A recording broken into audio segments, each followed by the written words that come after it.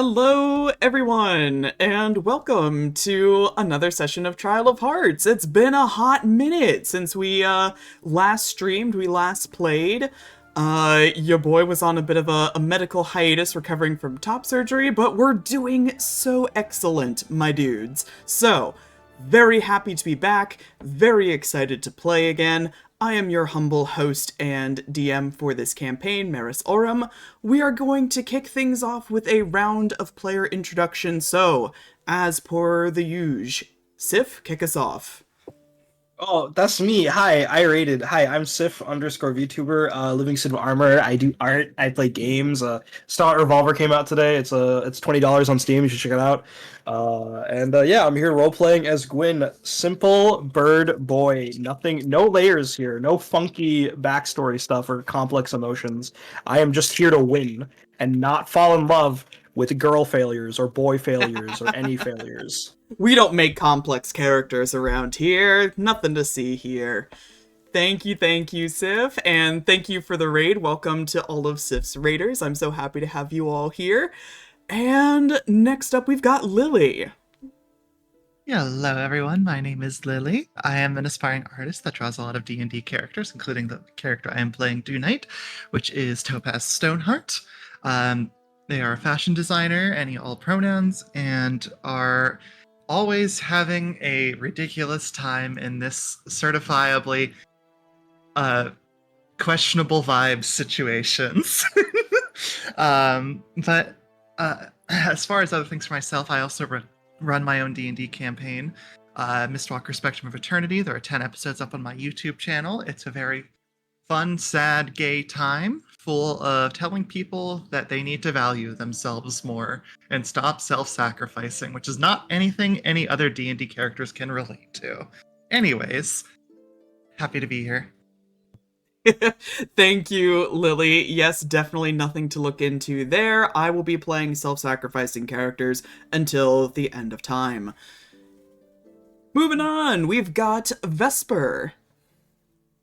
Hello, I am Vesper Fortune VT. I am a bat VTuber who does... What don't I do at this point? I will be playing Oleander, the local archaeologist who cannot seem to keep his head above water when it comes to trouble. Where in other D&D things, when I'm not here, you can see... Well, you can't see me on Comet Tales, but you can feel my emotional toil influence as the lore consultant. All of the pain that I inflict on Vesper in Trial of Hearts gets returned back to me tenfold in Comet Tales, and I thank him for it every time. Thank you, Vesper. Playing a self-isolating character? What do you mean? What do you mean? What do you mean? This ain't about me. Anyway, Ares. Hello, I'm ArestheHarpy. I play games and stuff on Twitch. I do drawing and stuff in various places. And I am playing Luella Stalwix, who is about as evil as you can get, being both a politician and fae. Gasp. Imagine being a fae bureaucrat. But we love our bird mom so much. Thank you, everyone. We're gonna do a quick session recap of last time, since it has been a little bit. So, last time on the Trial of Hearts, Gwyn visited Topaz's room with the intention of gaining their assistance with Oleander's midnight witch-catching schemes, only to be intercepted by Lapis, who, believing Gwyn to be scandalously whisking Topaz away, gave her scathing opinion of him and refused to let him see them. Topaz attempted to clear the air, but still left Lapis very much in the dark as to their true intentions, and begrudgingly Lapis allowed Topaz to go with Gwyn, but gave her one last warning as she left. The two arrived at the chapel where they met up with a disguised Oleander, donning his masquerade mask, granting him the appearance of a wispy, pale young woman. He confided in them his suspicions of witches residing in Hollowlight, particularly the Lockharts, and how he intended to lure them into a meeting with coded messages. Gwyn and Topaz were to act as witnesses, only to reveal themselves should things prove dangerous. The appointed hour came, and rather than one of the Lockharts, Dame Leonora appeared, immediately suspicious of this apparent stranger in her home.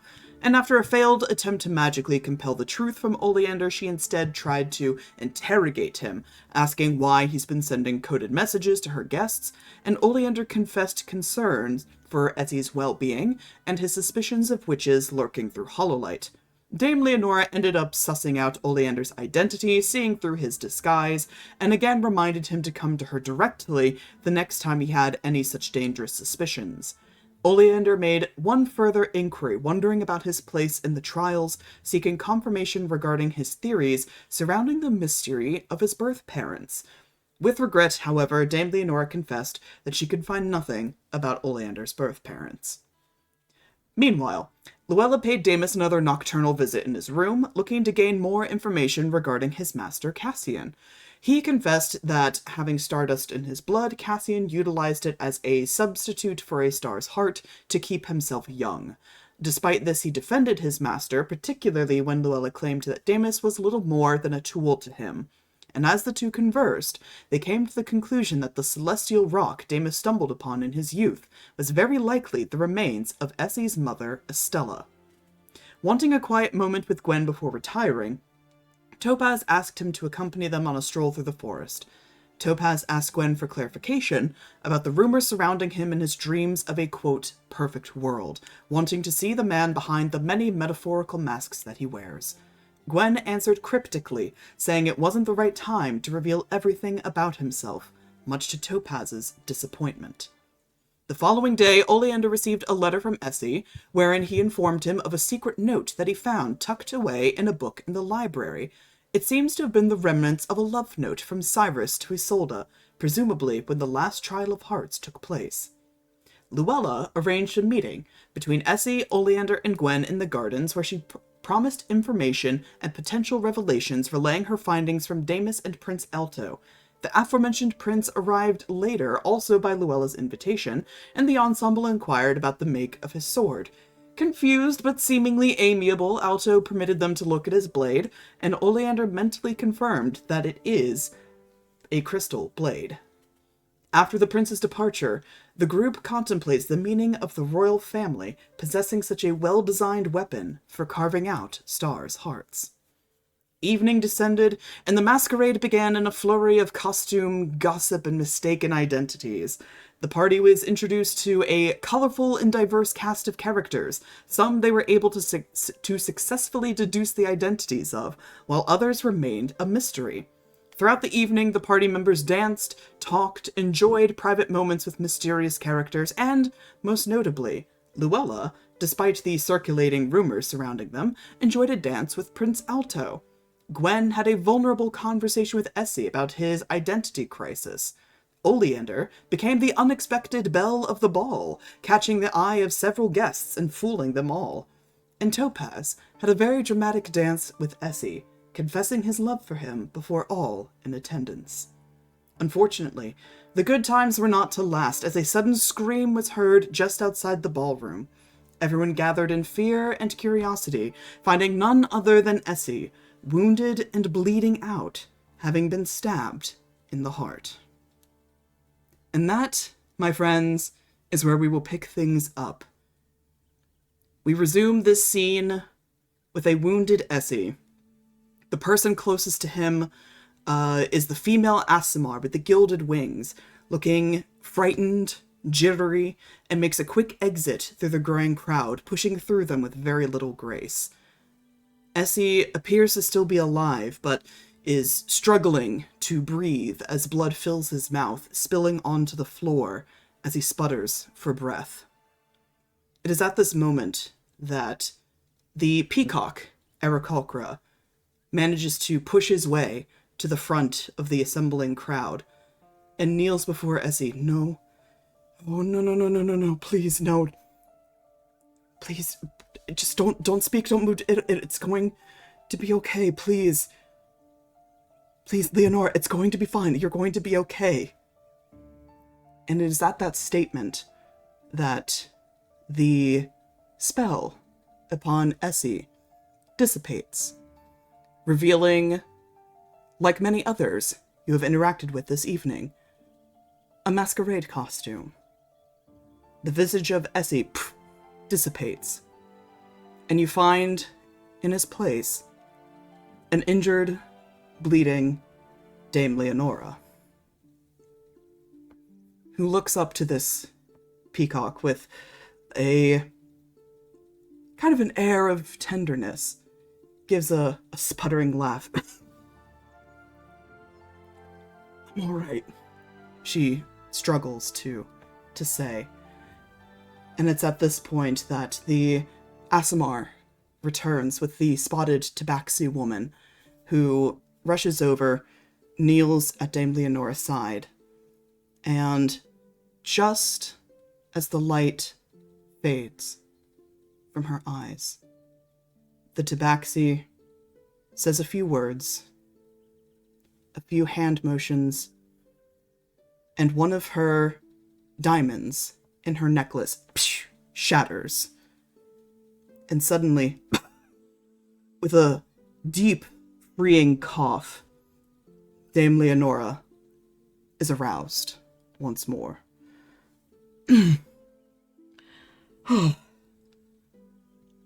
She looks to the tabaxi woman. Thank you. Thank you. I appreciate it. Of course, but we should get you out. We should get you here somewhere safe. Dame Leonora waves her off and struggles to rise to her feet and looks to the now sizable crowd surrounding her. My apologies, my guests. I did not expect such a dramatic turn of events over the course of this evening. I suggest that at this point everyone return to their rooms. I apologize for such an abrupt ending to what should have been a festive night.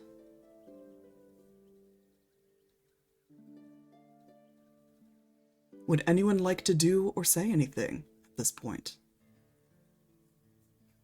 I think if it would be all right whilst all that was happening, when the crowd is initially reacting to Essie falling over, could Gwyn use his eagle whistle to fly up as, like, the Aasimar was running away to get a bird's eye view of everything and see if there's anything suspicious or anything worth note during all this while everyone's focused on Dame Leonora like, getting stabbed? Yeah, while you're hovering, give me either an investigation or perception check to see what you see. I'm gonna roll perception. That's a 9. Wait. Is this worth a lucky, guys? Probably. Lucky! That's a 10. Let's go I want to see if I roll 11. I'm running another lucky point. Oh! That's Holy shit. I have to burn my last lucky now, right? 9, 10, 11. Oh I gotta my see if I can god! tell, right? Oh my god! 16. Oh my god. Wow! 9, 10, That's all 11, lucky. 16. Good thing it's the end of the day. Yeah. All right, so as you are hovering above, you take a quick look around. You see the majority of the guests are, for lack of better term, rubbernecking. They are gathered very closely. Even if they can't immediately see what's going on, they just kind of want to be a part of the crowd and you know, hear about what's happening. So there's a lot of, you know, hushed whispers, people talking amongst each other. You see the Aasimar as she goes to collect this tabaxi woman, and she does so pretty promptly. Like, she is clearly seeking her out, making a beeline to her as soon as she, you know, catches glimpse of her, and the two immediately return back. You can sort of see what it's difficult to make out particular patterns in the floor, for example, because Essie, or as you now know, Dame Leonora, has been, sputtering a fair amount of blood and bleeding out onto the floor. There is, however, what you can suspect to be 1.5-ish footprints that are clearly from someone who is there and leaving the scene. And it seems to go back into the more residential parts of Hollowlight. I want to follow, but I don't want to take away from this scene for everybody else. You can always, tuck that in and pursue it at a later time, later this evening. It's up to you. I leave that up to you. I think at this point, Gwyn would see that, that's Dame Leonora and someone's coming over. I would like to fly over and continue investigating, but yeah, I don't want to, take all of the spotlight. That's for, right. Well, we can go around, then come back. Yeah, Too. exactly. How about everyone else? Can I make a perception or investigation check to look at the shards? I don't want to get up close, and also I think I'm still in Artemis form. You are, because no one guessed your identity, so you are still in your masquerade disguise. So I just want to look from however close I am at the crystal shards. Give me I would call this perception, just because you're not able to get an up close and personal look. So give me a perception roll to see what you see. Oh, I'm the worst rogue ever because I did not take perception. 14. You, by all appearances, it looks like a broken metal shard was used as the weapon. More accurately, it kind of looks like it was attached to something, and then on either the attack itself or on the pullback, the hilt of whatever weapon this was snapped off, and the blade remains embedded in Dame Leonora at this point. You do, however, as you're looking at it from your position, a few feet away, when Dame Leonora turns, just so, under the light of her many chandeliers, you do see a familiar sparkle to it.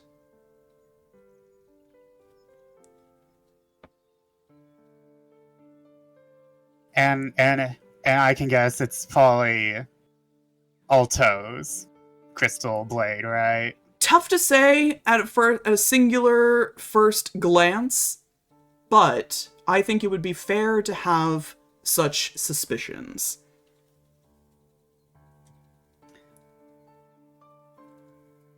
Let's see, I had something else I wanted to do, but I forgot.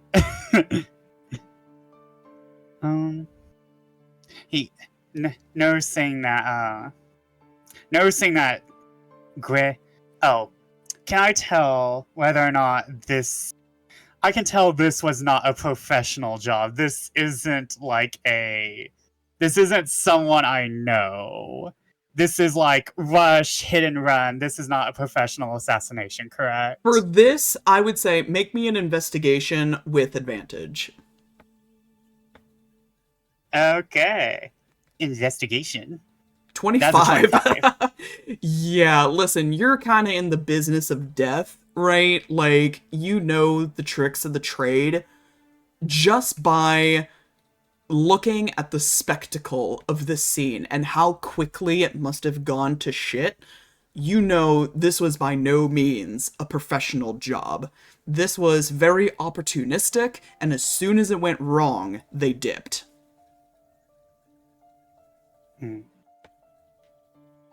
Artemis is looking around and is like, okay, which one of you's here? Which one of you isn't? Mm-hmm. Mm-hmm. Who else would like to do anything? Poke around? Ares, I'll give you the go first, because I think Topaz is mostly not used to this stuff and is a little more shaken than the rest. I hate to throw that on you, but I think it's fair to say that they would be last to act. No one. You just don't have anything prepared. I do. I just don't. And no one has to do anything. I am just giving you the opportunity to do so. The floor is yours if you would like.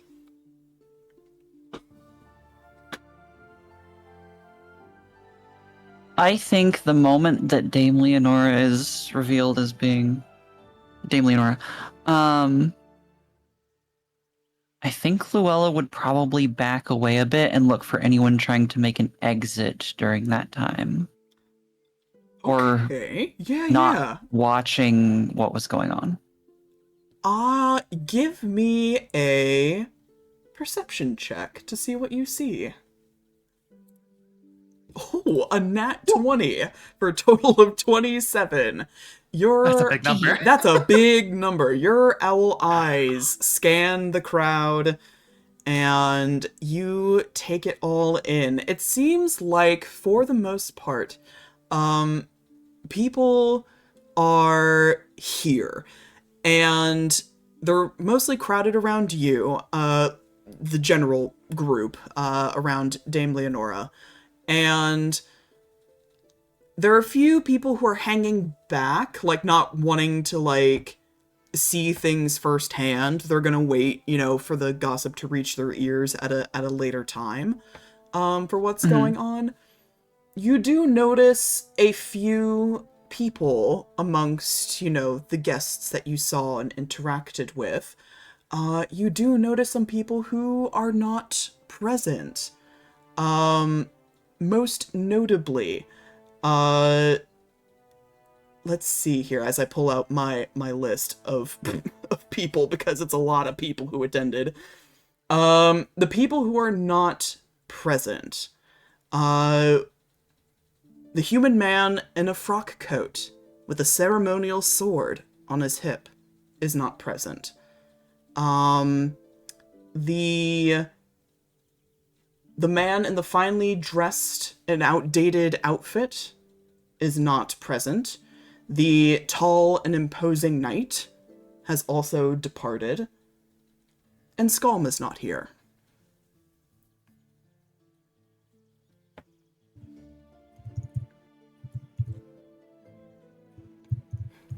Okay. Thank you. You're very welcome. Topaz. I think Topaz would be one to, like, fuck decorum and everything and probably get up pretty close. And probably, you said it was the Tabaxi was the cleric that performed the spell? Correct, yes. I think Topaz would just kind of walk in and, they were kind of already getting ready, but they'll just, one of the hundreds of diamonds on their outfit, and just hand it over to them and just says, just quick little favor there. And just kind of like hand that to them, but then probably do a little bit of a look around themselves. But honestly, I'm going to do more of an insight check on the people that are watching rather than the people who are not. Yeah. Is that okay? Yeah. Give me... What were we going to say? But? I would say I kind of want to give myself disadvantage on it, because Topaz is a little more shaken. You know what? I will never say no to self-imposed disadvantage, so go ahead and make that insight check. Okay.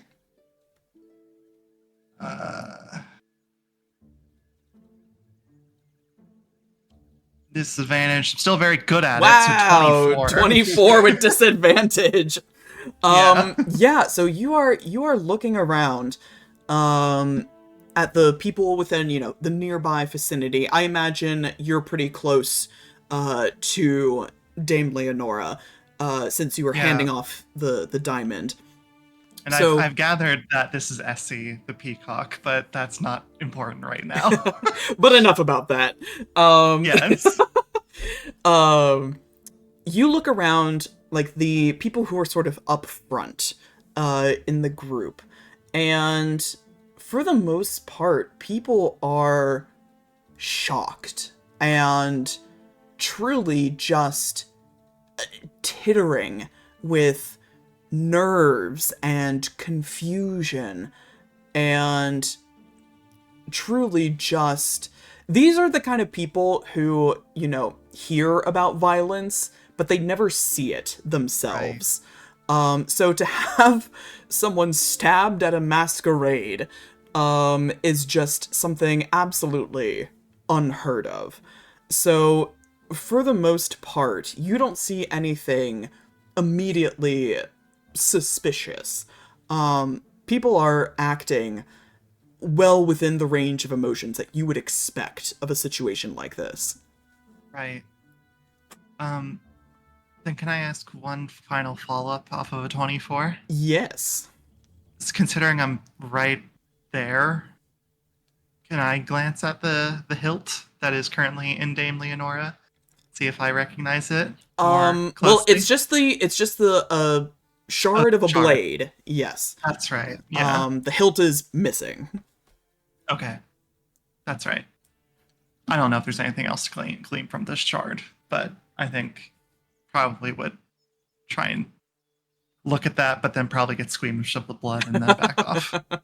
Yeah, Dame Leonora, she's been revived back to life, but the shard is still very much still embedded in her chest, so... All right. So with that, I will say that, you know, Dame Leonora concludes what should have been the festivities of the evening and is helped back into Hollowlight proper by the spotted tabaxi and the peacock Aarakocra. The three of them leave together, and everyone else is left to wonder what the hell happened and who could have done such a thing. But Gwen, you wanted to see if you could follow the presumed perpetrator. I think they're AFK right now. Oh no. That's all right. We can come back to that. Oleander, you had a thing you wanted to do tonight. Yes, though I'm not sure if we're not gonna dance. I think it's gonna just be, how's he feeling? Yeah, so, you know, as Dame Leonora and the peacock and the tabaxi leave, those that remain behind, the atmosphere is absolutely ruined. No one wants to go back to the masquerade. People start to split off into their own little, you know, groups back to their rooms. No one's really leaving by themselves, you notice. They're kind of sticking in pairs or, you know, groups of 3 or 4, now that they know there's some murdering maniac on the loose. And disguises start to drop. And sure enough, you hear the jingling of bells, and the monochromatic jester takes off his Moretto mask, and it's Damus.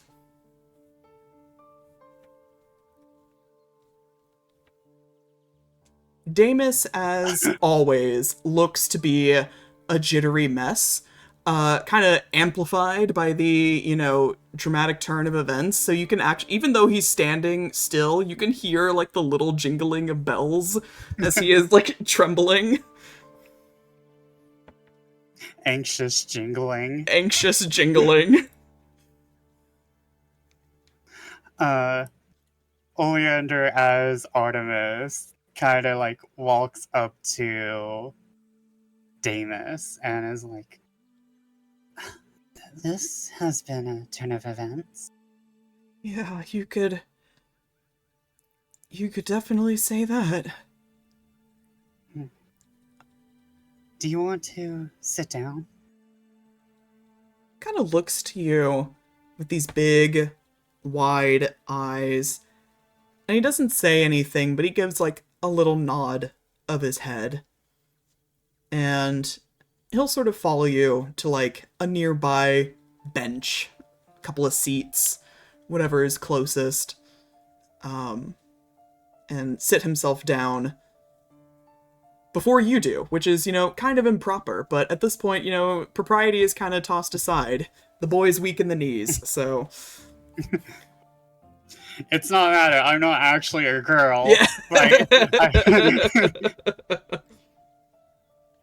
the Princess of the Moon thing's about to drop. And that's going to become tomorrow's news. I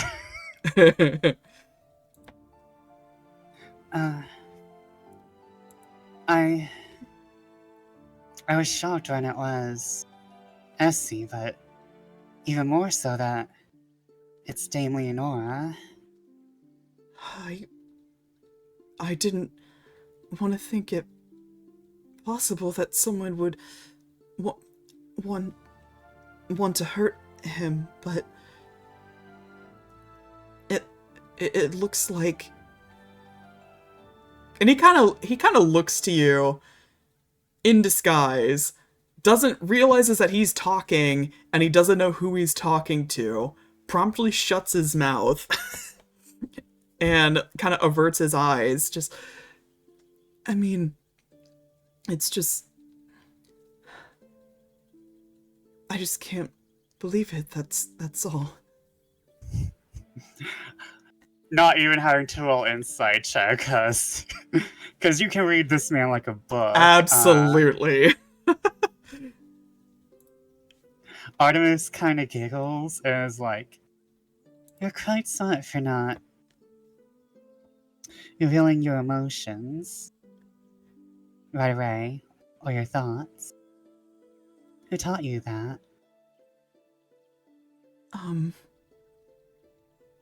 A few friends. They've helped me, navigate such social situations, since I'm not skilled or learned about such things. I fear I'm still not terribly convincing.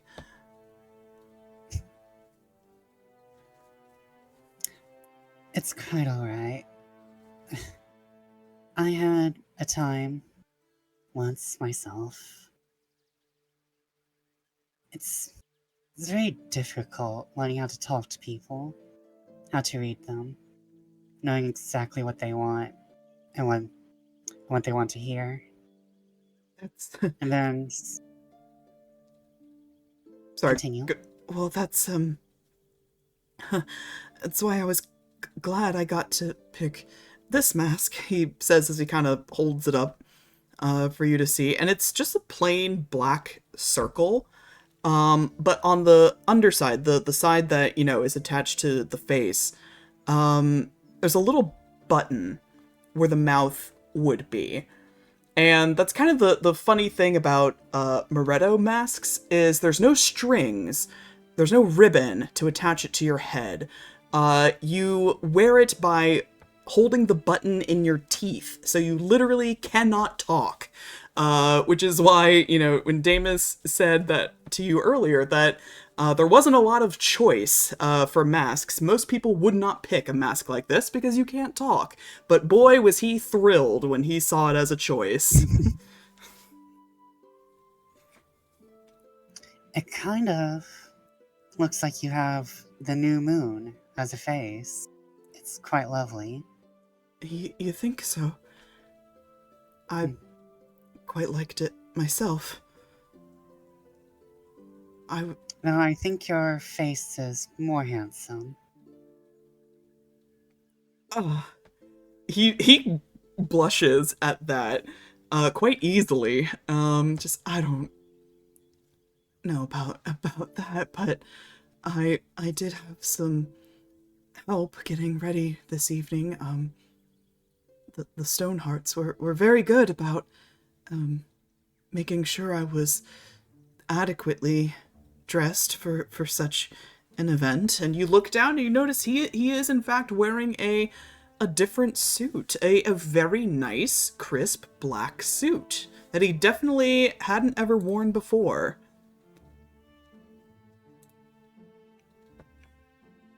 And how is his makeup? Like, is his like face looking like clean and like Yeah, it's like he's kind of got like that fresh face makeup where it's not like super obvious that he's wearing makeup, but he's got very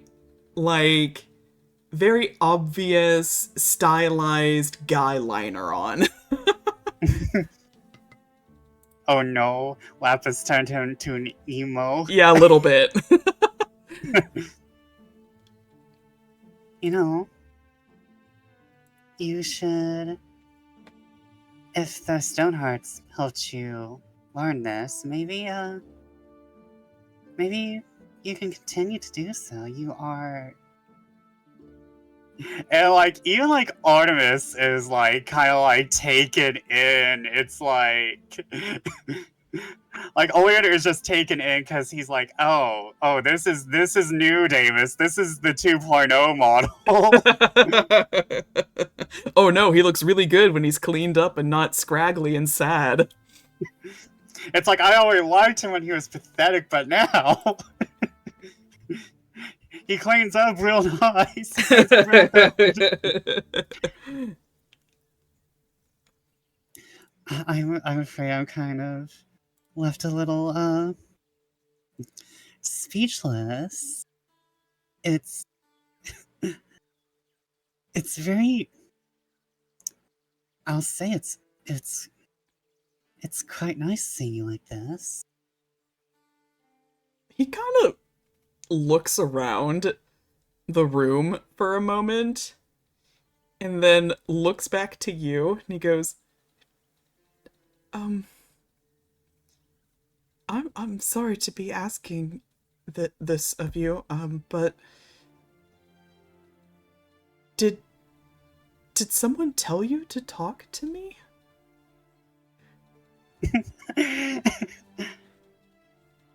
No. Who do you think I am? I don't really know, and people don't really want to talk to me, especially not someone who so many other people wanted to talk to and dance with. I don't know why you'd be so nice to me.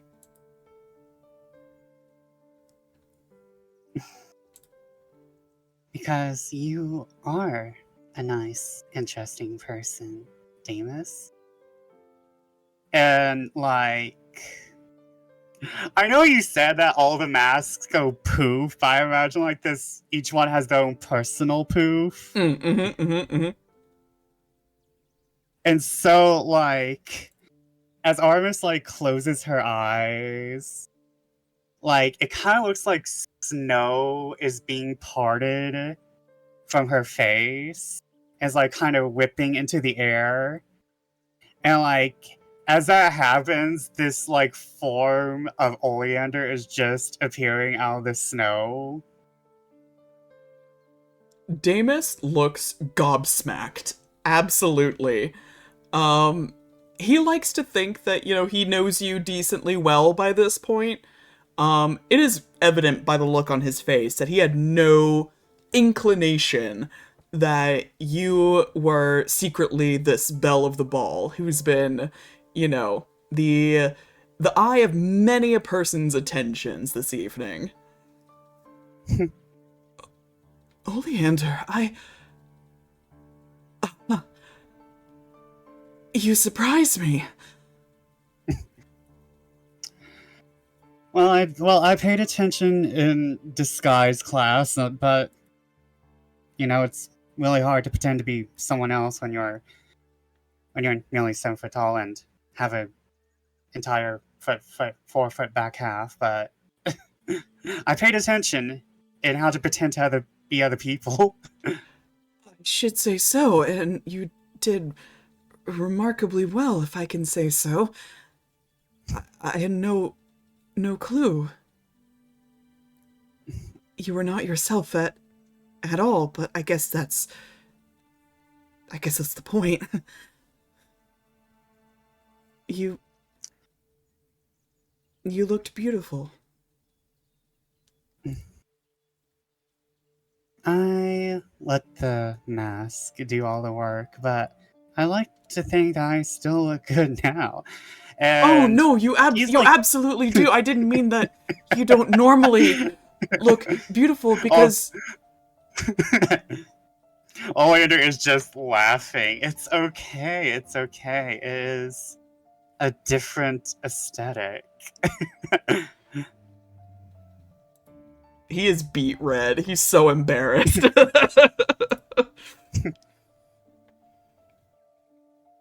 And just to give like a description of Oleander, what Oleander's wearing, he's like wearing like one of those like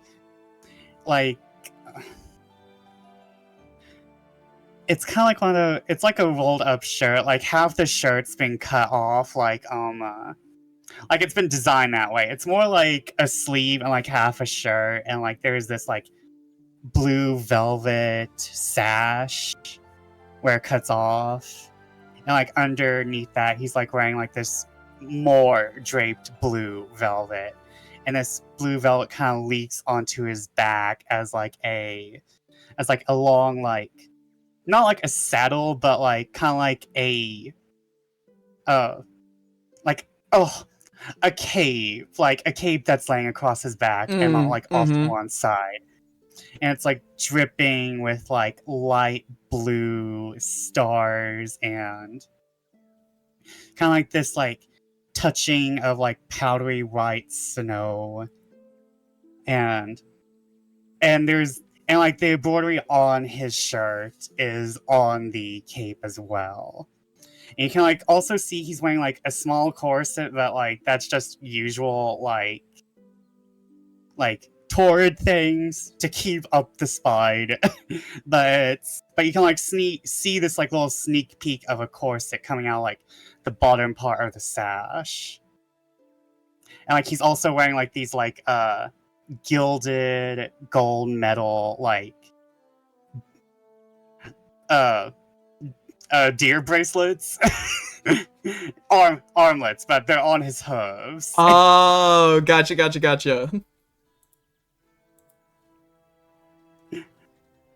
I meant to write this down earlier, but I forgot. Well, you know And what? like, I love me an outfit description, and yours was so delightfully detailed. I would love to give you a inspiration for session today. Yay! I'm going to use that probably. And like Oleander is just kind of like laughing, even though Damus's beat red is like, I understand. Can I get you something to drink? I think we've been through a bit. Yeah, I think Like, that would be really nice. Thank you. and like Oleander like goes back into like the ballroom just temporarily, just to grab something that is not champagne or tea, just like water. And he'll gratefully, take a glass from your hand and take a tentative sip, and he's still, you can tell like he's a little more at ease now, being around you, but still a little jittery. His leg is doing the antsy shakes. I can't believe that this would happen to Essie. I mean, Dame Leonora, but Essie.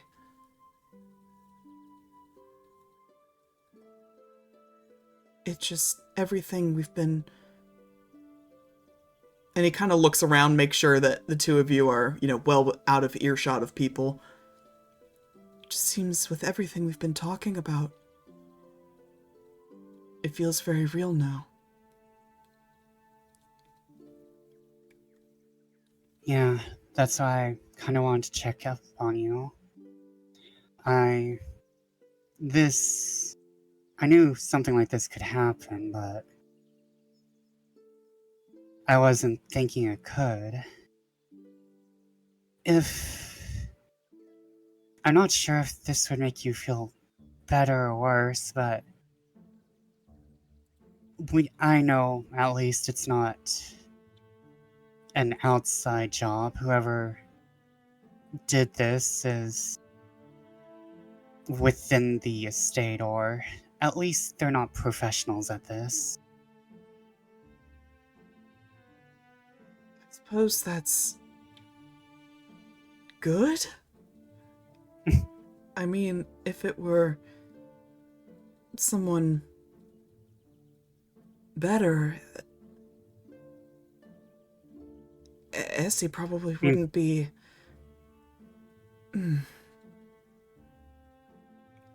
Probably wouldn't be alive.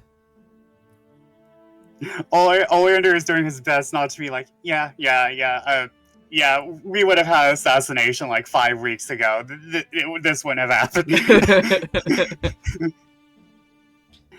Yeah, I'm not sure who did this. I think that was... I don't want to say that was Gwyn who flew off, but I think we have someone on the case, and I'm going to check in with my brother later to see what he has to say. Your brother. Right. I suppose we should be turning in for the night then. Or at least I should. I don't know how much help I will be in these matters, but I do want to be helpful, so if there's a way that I can help, I hope you will let me know.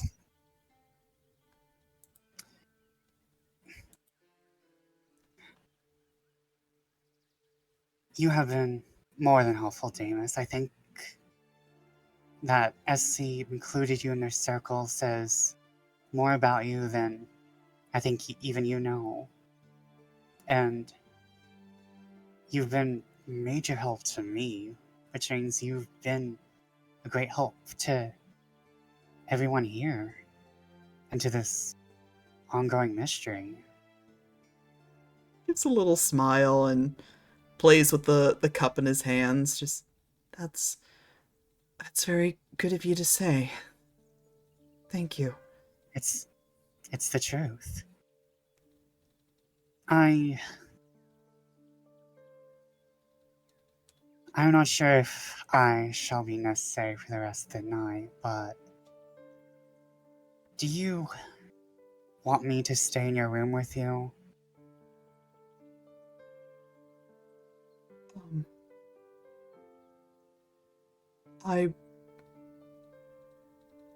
I wouldn't say no to your company. I promise it's nothing untoward. I just want you to feel safe. No, no, I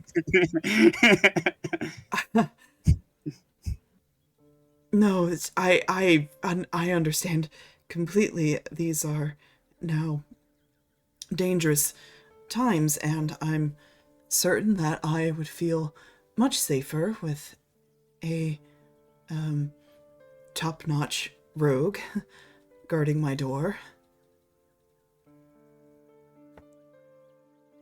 Oleander kind of smiles and looking both ways, and you know what? Oleander doesn't care. He is going to lift up Damus's head and just give him like a smooch on the forehead. Oh, forehead smooch. Gives kind of a dopey smile, and I think with that, the two of you, unless there's anything else you would like to say to him, will retire to his room for the night. Yeah, I'm just retiring to his room. I'm going to make myself nice and comfy with like a small pillow next to the door. He's gonna give you so many just pillows. Like, Saves himself like a singular pillow, gives you the rest. Yeah. All right. But yeah, I'm just gonna be in his room. Cool. Going back a little bit, Sif, are we here? Yes. Excellent. Hello. You wanted to follow the presumed perpetrator. Yeah, let me see those footsteps. Let me sniff them. Yeah, so we'll say, the crowd is starting to disperse. Dame Leonora, the Peacock Aarakocra, and the Spotted Tabaxi, the three of them have left. And so with their departure, people are, starting to disperse. This grants you the opportunity to take a closer look at this footprint and a half. And you can tell, I'm not going to make you roll an investigation because, it's a footprint. But it appears to be belonging to a humanoid, and judging by the size of and the length and the width of it, appears to be probably some kind of well-made shoe or a boot, perhaps. But definitely masculine in appearance, based off of the size and the style. All right. Because it's 2025, I have to ask, is the masculine like a detail thing? Is that flavor text, or am I like assuming this is a man? I'm supposed to assume that? Yeah, you are assuming that the shoe belongs to a man. Okay, cool. I just didn't want to assume it's 2025, yeah. I gotcha. Mm-hmm. But everyone was disguised and masqueraded, so correct. I don't know how well this applies. Correct. That's the question.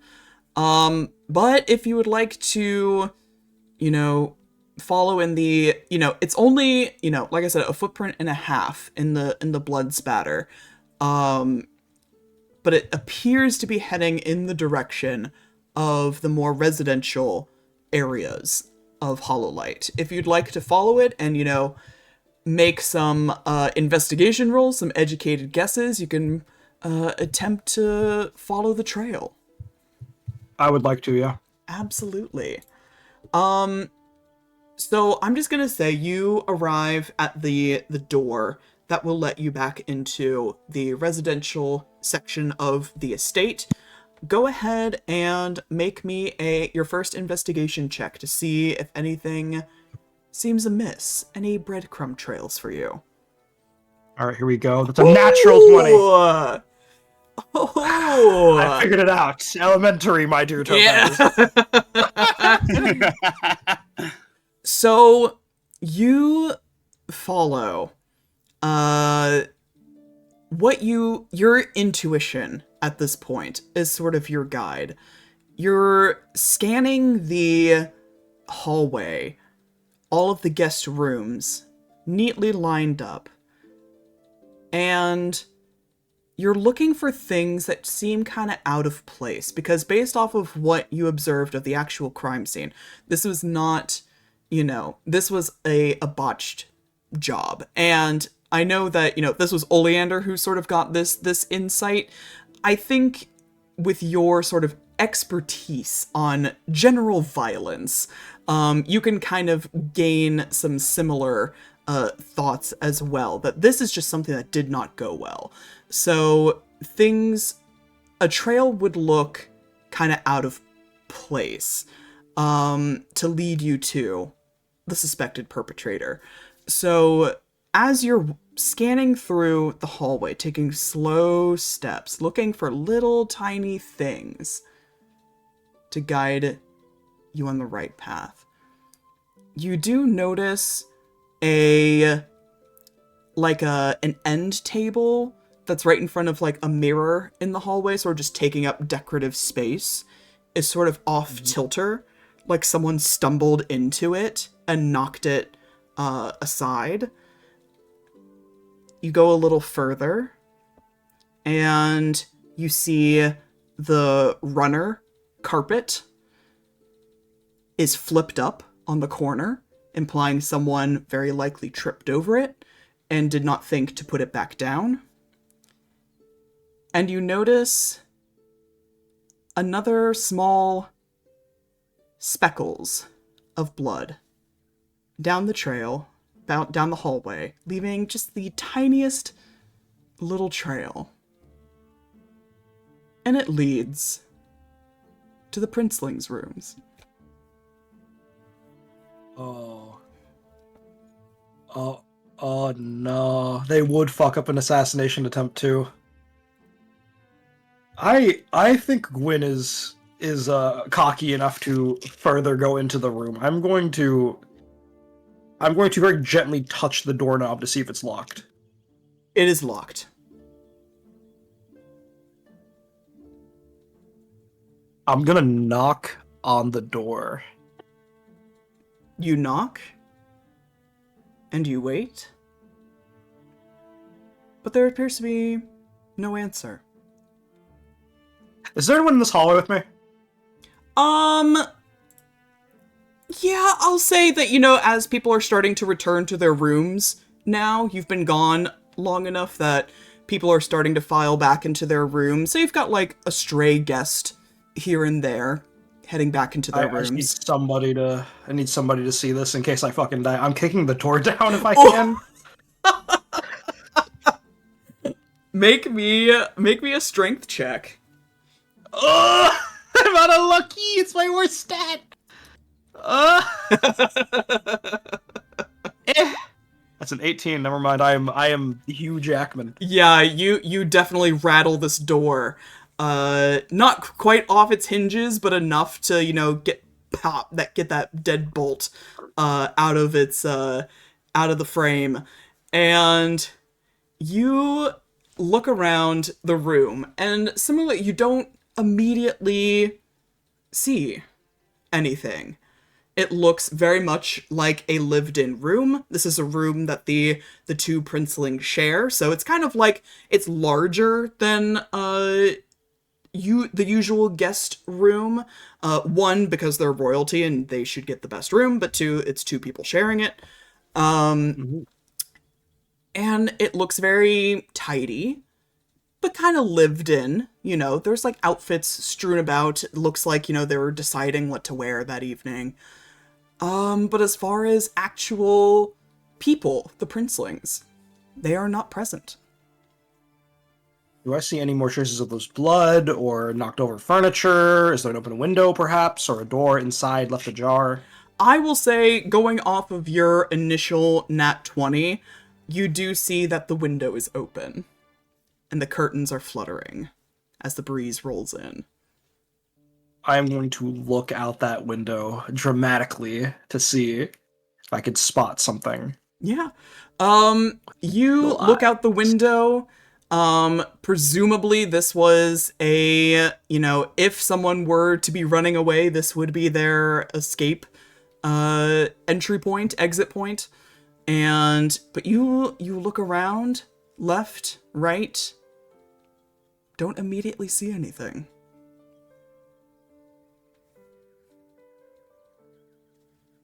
I'm going to turn around, assuming there's nobody sneaking up on me and bashing me over the head.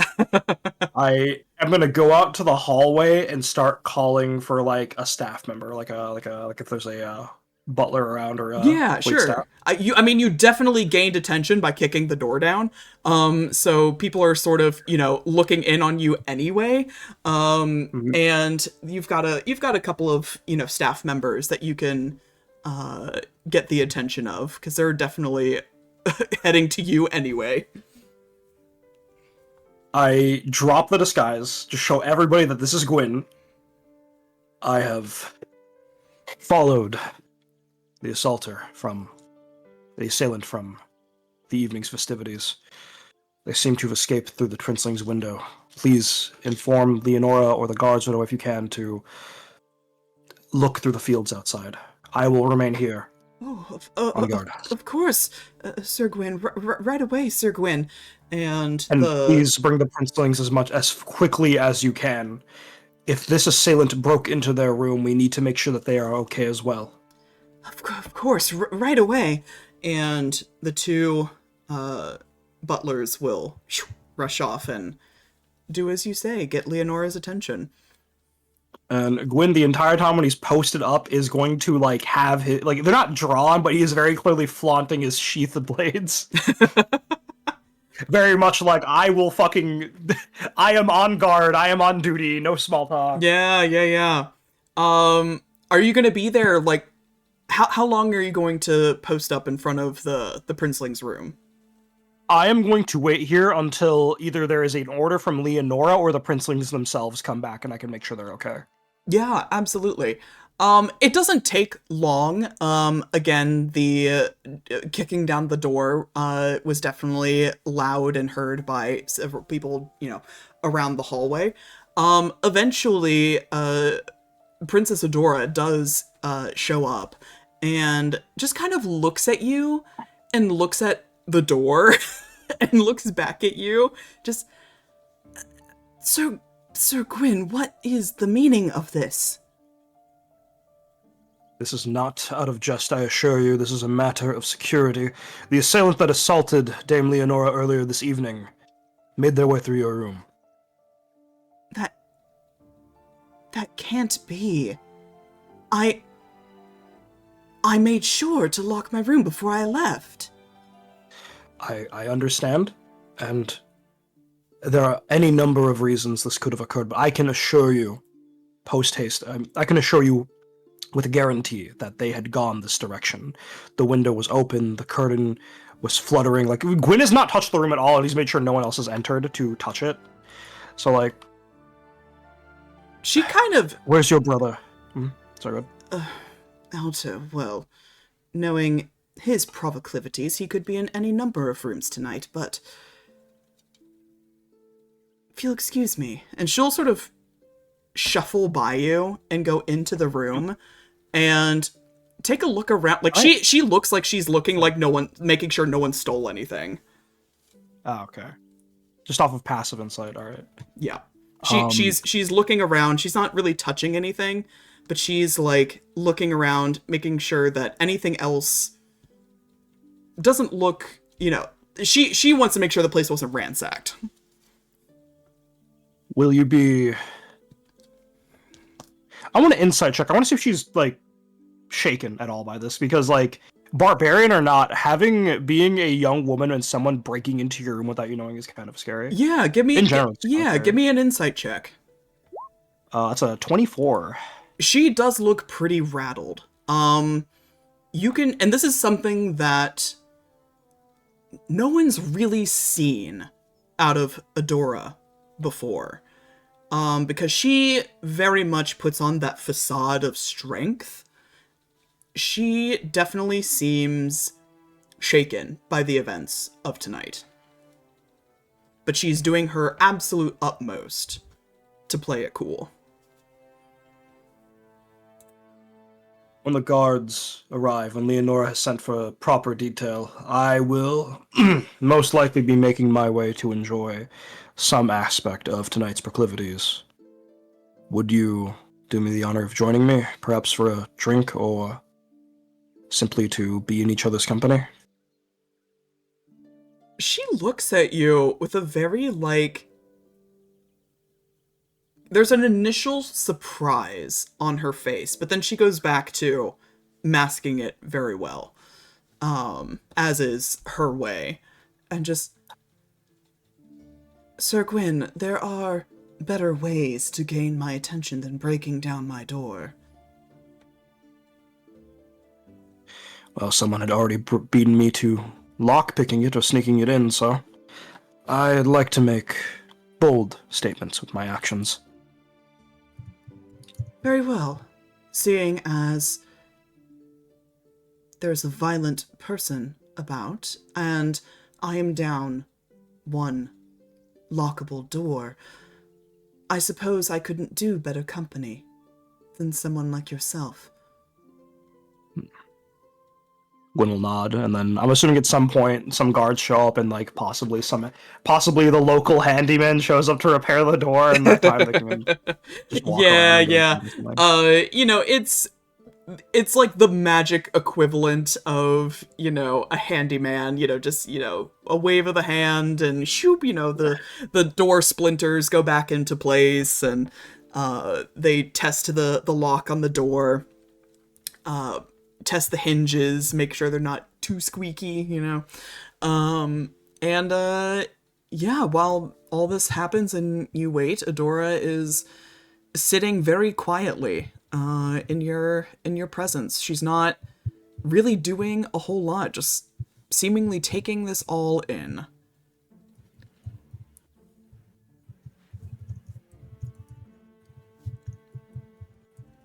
But yeah, unless there is anything else anyone else would like to do tonight, the excitement winds down, sleep eventually comes to you, and we begin a new day.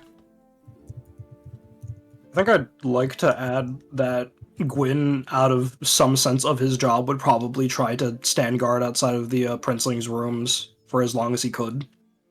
Sure. Maybe all night. I don't know. I don't know if he'd be comfortable sleeping while standing up. Yeah, sure. I will say, eventually, you know, if you stay all night, make me what would I call this? Maybe like a constitution check to see how late you're able to stay up and aware. Gotcha. That is a 15. 15. That's pretty good. I will say at some point in the small hours, Prince Alto comes stumbling back and kind of notices you, like, sitting by the door, looks at you quizzically. You kind of give me an insight check as well to see what you see about Alto in this moment. All right. Insight. I'm going to use a maneuver to add a superiority to that roll. That's 12. All right, for a total of 12. He appears to be intoxicated. So there's a slight swagger to his step, and just kind of looks at you quizzically, and doesn't really ask you anything. He just like is kind of, well, that's weird, that's odd, whatever. Goes to unlock the door, saunters in, shuts the door. You hear it lock behind him. Mm-hmm. All right. But yeah. With that, we will move on to our next day. We're gonna start with a rumor phase, because I imagine after the events of the masquerade, people are talking. So, as a reminder of the current rumors that are at play, starting off, we've got a scandal. Gwyn has many other illegitimate children, as implied by previous circulating rumors between him and Luella, and his closeness with several others within Hollowlight. Next, the relationship between Topaz and Gwyn has evolved from mere friendship into something of a romantic nature. The two were seen in each other's intimate company in the gardens at night. Next, Luella and Alto were seen having a nocturnal rendezvous in her room, so people are speculating that she found another rich and powerful man to ensnare. Next, Essie has already decided the victor of the trials, and they are not at Hollowlight. The trials are simply a mere sham to weed out those who are overly ambitious and lacking in true love. Next, Dame Leonora isn't actually the master of ceremonies, and someone else is pulling the strings behind the scenes. And next, due to his willingness to mentally harm the contestants in the third trial, and from Dame Leonora's perceived weakness, it is rumored that Essie is not actually a star and is secretly a witch. And then we've got a couple of fading rumors as well. First being Gwyn is rigging the trials, bending people to his will to make sure he comes out on top. Next, by demonstrating his ability to humiliate his competition, people are questioning Gwen's honorable persona. And finally, Alto and Adora's lineage is once again called into question. People are debating if they have a claim to the throne at all. So, with all of that being said, who would like to go first with a rumor? I'll go first. I do. Ooh, Lily oh. went first, and then we'll do Ares, and then Sif, and then Vesper. Okay. I always worry that I'm stealing someone else's, but you know, so it goes. If it's stealing someone else's, then we'll see where it goes. But either way, What do you got for me? I'll explain how, but I want to raise Dame Leonora as not the master of ceremonies to scandal, but do a little on it. Okay. So, after the assassination attempt against Essie, it is being circulated that rumor may have been an inside job, and someone higher up is trying to discredit the trials and Dame Leonora as a whole to use the political turmoil as an opportunity for a power grab. As if someone saw it as an opportunity to create that said power vacuum and seize power, which sort of naturally transitions into what we're kind of talking about. Okay. Juicy. I like it. So that's now a scandal and expanded upon. Very good. Ares. Mine is a very simple one, and it is that Prince Alto attempted to murder Essie. Oh, Short, sweet, and to the point. All right. Love it. You love to see it. Not if you're Alto. All right. Sif. I would like to build off of the illegitimate hair rumor for the princelings. Adora's the real star. Whoa. Oh. People saw that she was. People were thinking, conspiracy nuts were thinking that, oh, Dame Leonora's the bait and switch. Wait, if they did this now, could they have been doing it the whole time? Are the princelings actually the princelings? Have we all been gaslit? Gwyn was so protective of her too. Oh. And we know we know he does not like the royalty, or from the other rumors, he wouldn't be so kind to a competitor either. Wait a minute. I love it. Have the other competitors been winning favor with the real star this whole time? Yeah. That's fascinating. Okay. Adora assassination next. Let's go. All right. Vesper, what do you got? I see there's a theme of gaslighting society, and I would like to raise that. Uh-huh. There is a rumor that this entire time that last night was a bait and switch, but with Oleander, and Oleander is actually the Princess Artemis. Okay. Actually... So Oleander was Oleander is a lost princess archetype.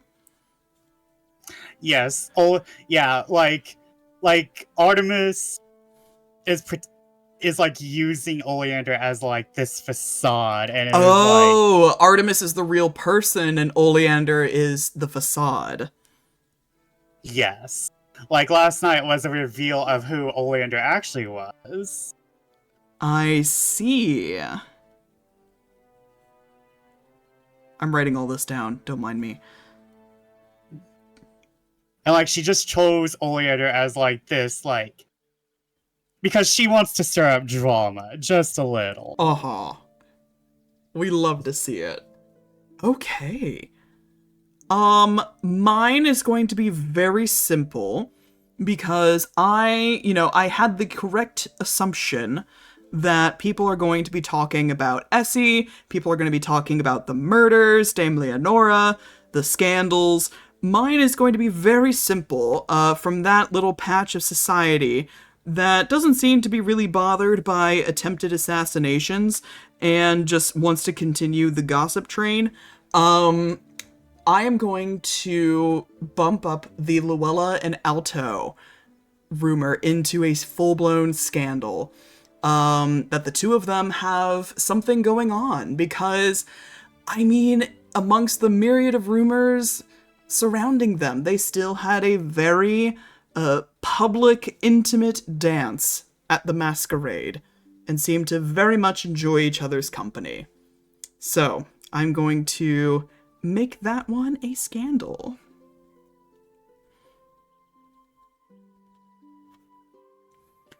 Okie dokie.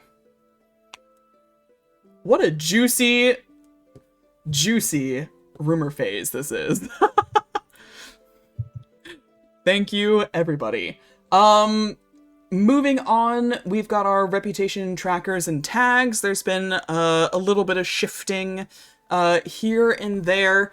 Gwyn, Topaz, and Oleander, you all are at neutral. So for Gwyn and Oleander, you are at neutral because in the last session, you both went to the opposite side of the reputation spectrum and gained reputation tags. So Gwyn, you have the negative desperate tag and the positive ambitious tag. Oleander, you have the positive adaptable tag. So if at any point you two can redeem these reputation tags to make conversations go the way that you like. Topaz, you are at neutral. You were at a -1 before. You've been bumped up to neutral territory.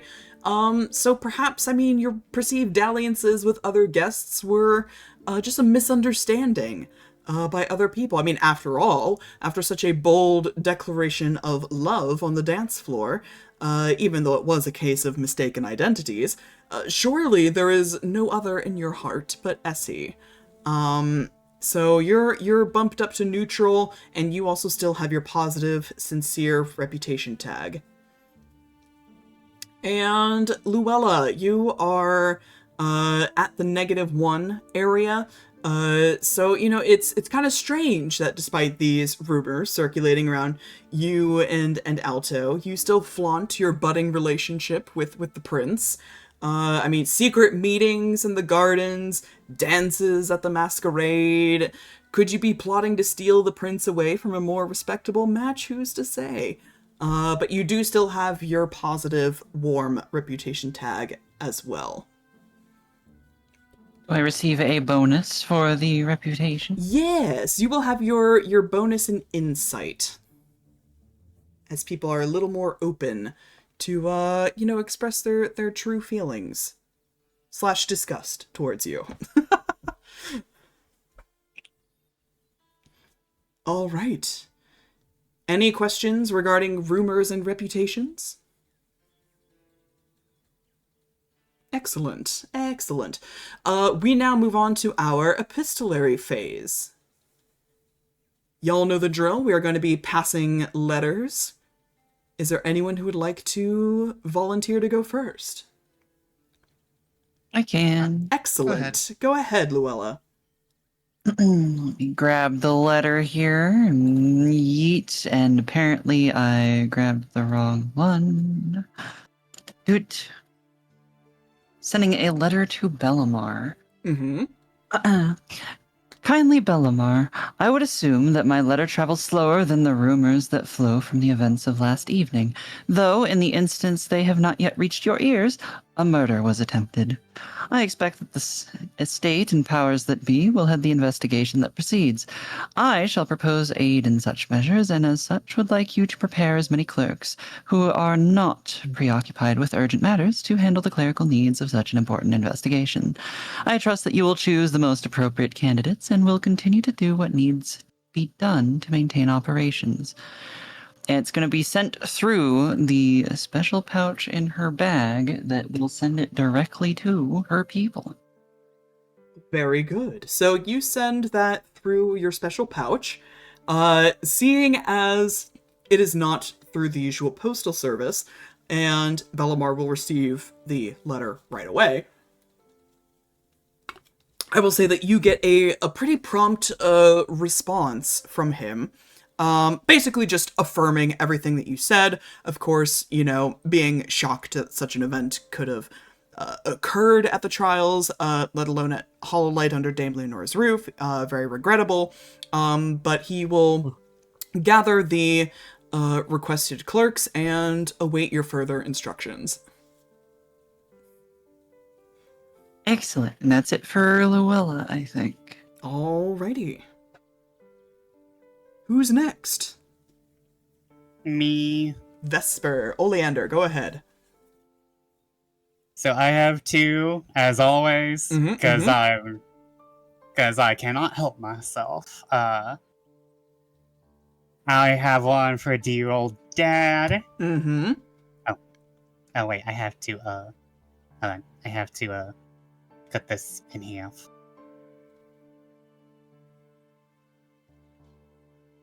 Okay, hold on. Yep. And paste. Dear Dad, sorry for the cessation of my reports. I noticed my outgoing letters were being intercepted. The problem seems to be taken care of for the moment. However, I'm sorry for worrying you, Lycris, and likely the majority of the guild. I know Adamus has kept you updated, but I know I should have gotten into contact a little sooner. A lot has happened, and I'm not allowed to speak on much of it, if any of it. I've always been a truth seeker, going into the darkest depths without any light, and this time, I think I can't swim back up, only further down, until I get to the bottom of this. It's not just the crystal dagger, not just a ledger mentioning a crystal sword. It's no longer coincidence what is happening, and I am the deep of it, for real or for row. I've made allies here. I'm not necessarily sure if I consider them all friends, but I have allies in, I hate to call it this, but at this point it's probably the best way to put it, conspiracy. Gwyn, the mercenary hero, Topaz, Stoneheart, fashion enthusiast and gem expert. Auditor Luella Stalwix, one who we both know of too well. Damus, an alchemical prodigy in the charge of a man proclaiming to be Sage Cassian, and the star himself, Essie. I only speak of these names, well, even though that itself may be too much information, these are likely the people in need of most protection alongside me. I have also grown closer with Parthenia Fernside. Though you are likely unsurprised, as academics tend to bind together in times of chaos. So I'd like to ask you of her protection as well, though Adamus has probably kept you well informed on that as well.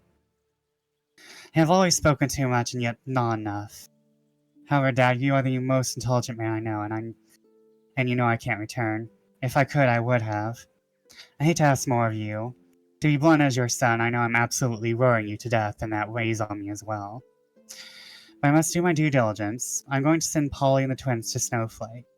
Going to call it an unofficial sabbatical until I get to the bottom of this. However, it's more I'll worry. I hate knowing that they're out there in the middle of nowhere. Even with you having someone watch them, it would weigh less on me to know that they are close to you. Dad, my mind is a little scattered. Adamus's report will likely be better than my personal recollection at the moment. But this is a course I wish to stay. With all my love, Oleander. Alrighty. You send out that letter, and since your father is off the premises, you will not receive a response right away. But within the next day, you'll receive a response next session. Alright, and I also have another one off session because all the people I love are not here, except for Damus. Damus and Plague. Okay, and I have one for our dear Polly. Let's go, right. Polly. Dear Polly, I know it's only been a few days since my last letter. Would you believe it has grown incredibly chaotic in the time that followed? Events have been straining, to say the least. And while I wish to give you a full report to you and the twins, I feel that as a story better told in person, over one of your warmly cooked and hearty meals. Instead, I must ask of you and the twins to make the journey to Snowflake. As you guessed from this request alone, the crystal dagger has led into, well, something beyond my wildest imaginings. And just in case things happen, I want you and the twins to be safe. You guys are my team, and my family like that. I know I kept you with me. Well, I know you kept with me because I put myself in precarious situations. I, for once, would like to make sure you guys are safe. I doubt this is ending soon. Stay safe and sound, Oleander. P.S. If you have any more findings, I would love to hear. Though much to my mixed pleasure and displeasure, I'm pretty sure the idea of the crystal sword was real, and not a mistranslation. Do tell me if anyone in that ledger is the named owner of the sword or the crystal smith who made it. All right, you send that off to Polly. Similarly, you will receive a response in the next session. All right. Who wants to go next? I can go. Absolutely. Go ahead. I have 2 letters. One a response and one new one. Alrighty. So, first the response to Diamond, since it's been a little bit. So, dear Diamond, it is so lovely to hear from you. I apologize for my delay in responding. Yesterday was the masquerade, and I was focusing, as I do, on that. However, I took your advice to heart and did my best to be as confident as I could be. Now, even as confident as I can be is still not very confident, but I did go to the masquerade dressed as Charlotte Tinsel. You're welcome for the free press. I would say that the masquerade went well, if not for the shock of who we thought was Essie being assassinated, realizing I confessed my love to the person pretending to be Essie, and stepping on what ended up being Essie's tail during my dance with the real him in disguise. Gods, I'm really a part of some wild romance story, aren't I? I'm not certain on what happens next, but I'm going to be clearing things up with, well, just about everyone today, and then we'll see where that goes. Please go ahead and put me down for coming to the capital in the next week or so. I would love the chance to catch up and hear all about the stories you've been writing and living. And I'm sure Lapis will want to be there as well, considering to see you and as well perhaps see the target of her affections. I'm sure she didn't mention that in her letter, so I'm doing it for her after she did it for me. She has a girl that she's very fond of, and they have even kissed. Not much I know in your realm, but she's getting there. All the love, dear sister, Topaz. Tattling on your sister. Here's what's going on. There's been an assassination attempt, but oh, by the way. By the way. Excellent. You send that off. Likewise, you'll receive a response next session. What is your second letter? Second letter is to Gwyn. Aw. Mm-hmm. Dear Gwyn, I'm sorry that I was not able to find you last night. I wanted to try and find you, but given the abrupt and violent end, I found myself needing to retreat to safety before I could find everyone that I wanted to find.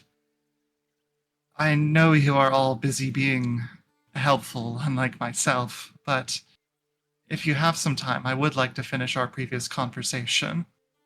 And then scratched out not very well is just the small sentence of "you worried me." And then talk soon, I hope. Topaz. Okay. Should I respond to that, or You're more than welcome to if you would like to. Okay.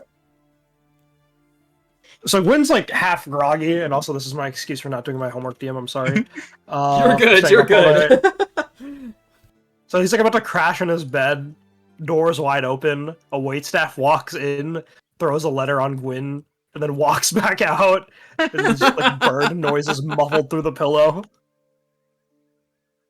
All right, and then Gwyn will respond. It's quite fine, Topaz. I won't do you the dishonor of trying to hide my displeasure at you not finding me, but I understand last night's proclivities were very demanding of everyone.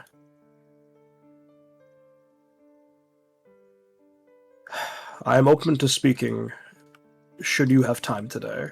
I will be around checking security, mostly out of habit, I'm afraid. I'm certain any of the guards in Leonora's care will point you in my direction. And then Gwyn will just sign off with that. Send it over. Gotcha. Right. Yeah, if you get that response, Topaz. All right. Gwyn, I have a letter for you. You receive this letter. Another butler comes in, drops a letter on your head, and, leaves. But this one, it's on, very crisply folded paper. The wax seal holding it all together is, like, perfectly centered. And it's a sigil that you recognize. It's not the royal seal, but it's definitely a play off of it. And you crack open this letter, and it says in pristine handwriting, Sir Gwyn, as per your request, we have taken the liberty of searching the castle, looking for any crystal weaponry in the armory, but found no such weapons.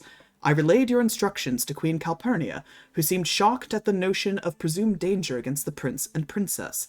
She permitted us to search their rooms, but we found nothing immediately amiss.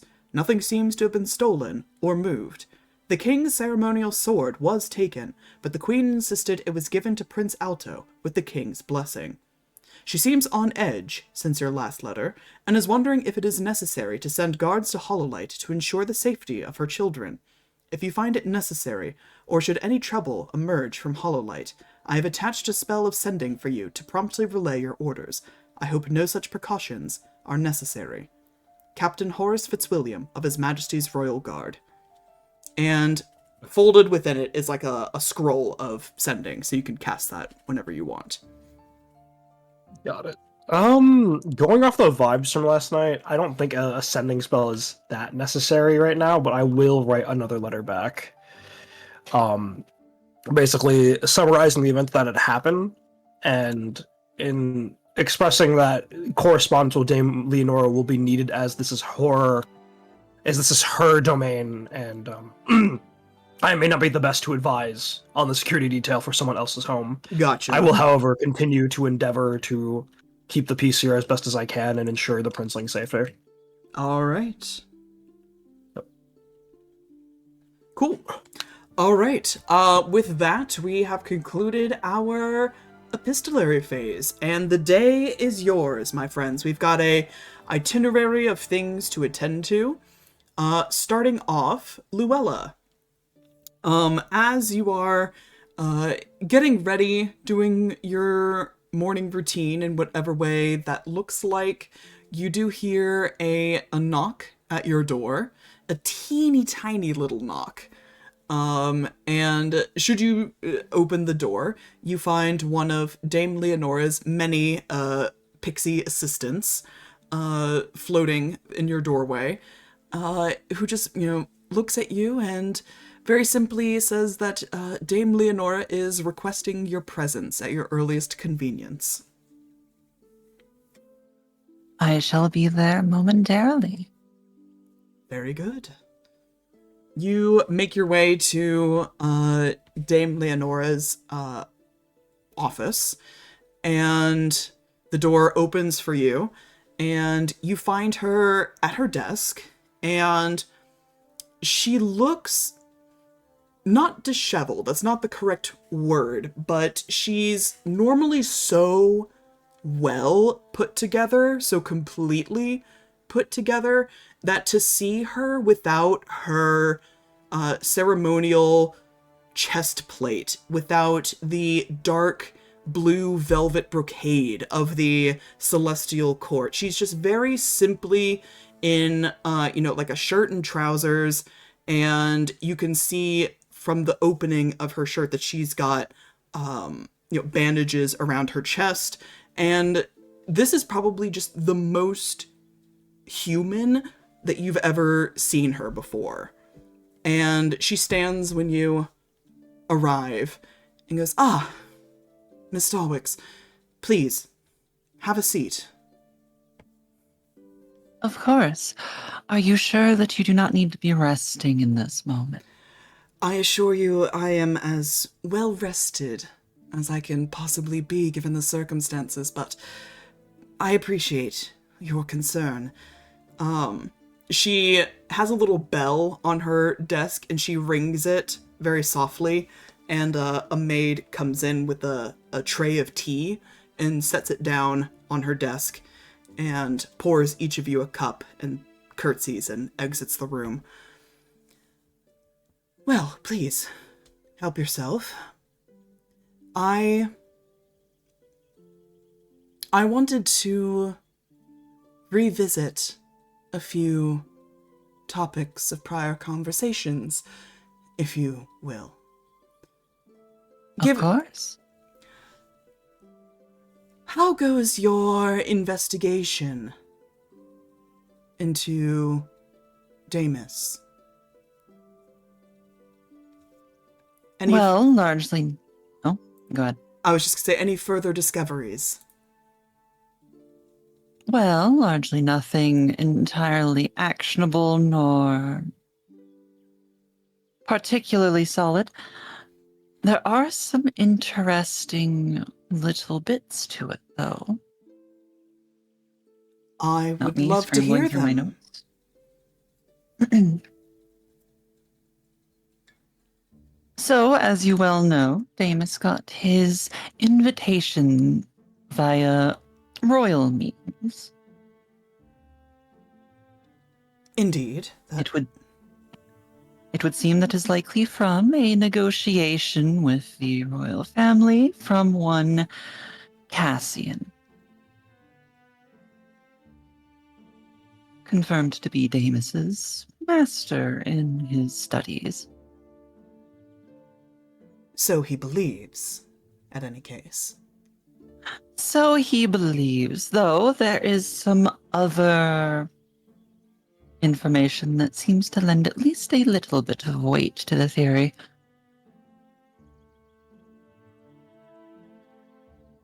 It would turn out that Damus, at some point in his life, years ago, happened upon the corpse, likely corpse, of a fallen star.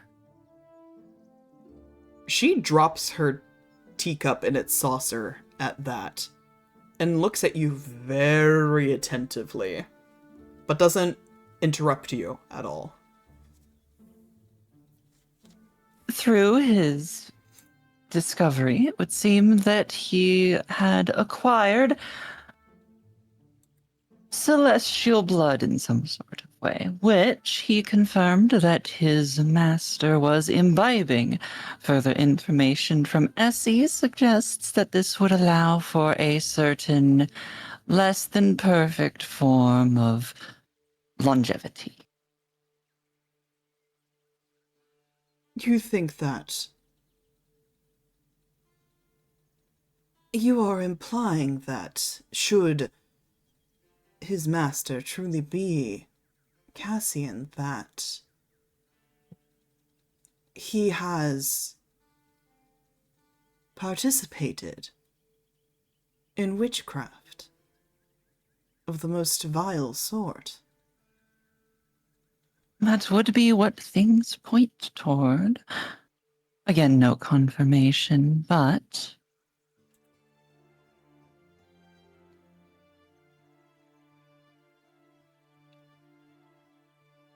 I see.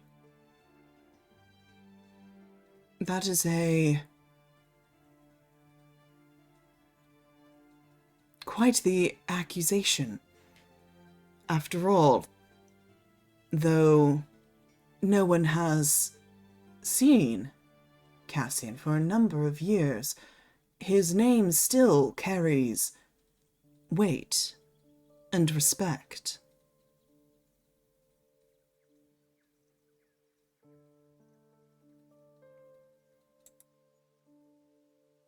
And if that I were... can only say...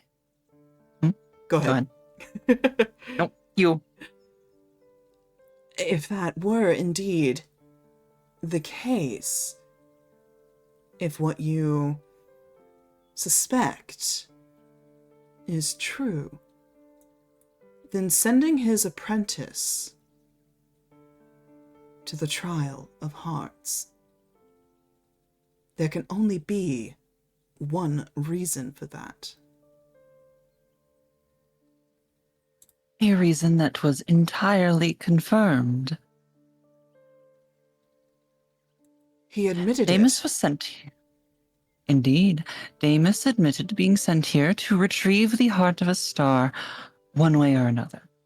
He has, as you can perhaps tell, due to the fact that such a confession exists, decided to not go through with such a thing, so far as he says, and has willingly forsaken his tool to do so and has been aiding in investigation thus far. His tool. At least being cooperative. He came prepared with a crystal weapon. Indeed. She visibly bristles at this and sets her tea down entirely. And there is just a mixture of emotions on her face as she is processing this information. I would not like to believe such things, that I would so openly welcome a presence like that to reside under my roof, but considering as you and I are contractually bound to be truthful to one another, I have no choice but to assume you are speaking the truth. And that is deeply concerning, Miss Stalwix, for it risks not only my reputation as a caretaker for Essie, as personal security to the Empress, but I fear what that means for the manner of Damus's invitation to my event at all. He was planted here, one reason or another. By Cassian, and perhaps with help from the royal family, whom I have found out has been also in possession of a crystal weapon. What? Indeed. She is looking you up and down, and granted you're a difficult person to read, she is clearly trying to make out if you're telling the truth or not. But as she said, you are both contractually bound to speak the truth, at least in matters of this investigation. And so again, there's this flurry of emotions on her face as she takes this in. That... impossible. And yet there is evidence of such under your very roof. I regret to inform you that the instance of Damus's crystal dagger was not the only one. See.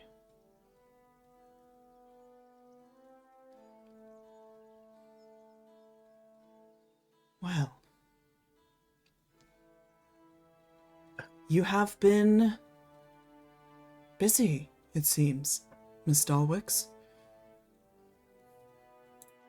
You gave me a task, and I should assume that you would know by now how tasks given to me tend to go.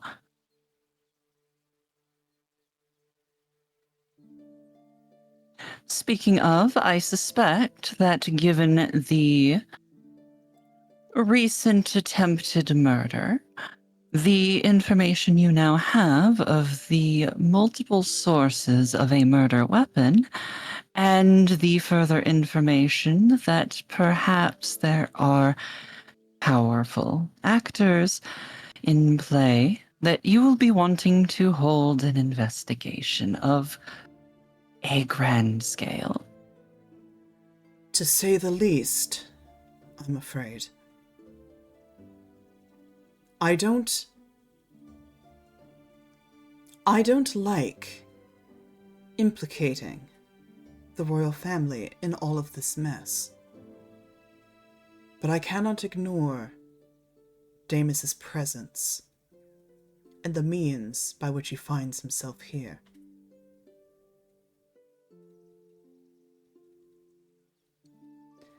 At the very least, he's going to have to leave.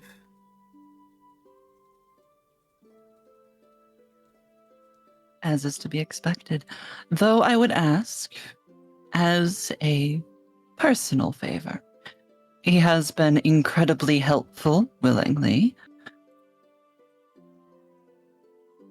I would request that some level of leniency be exercised where possible.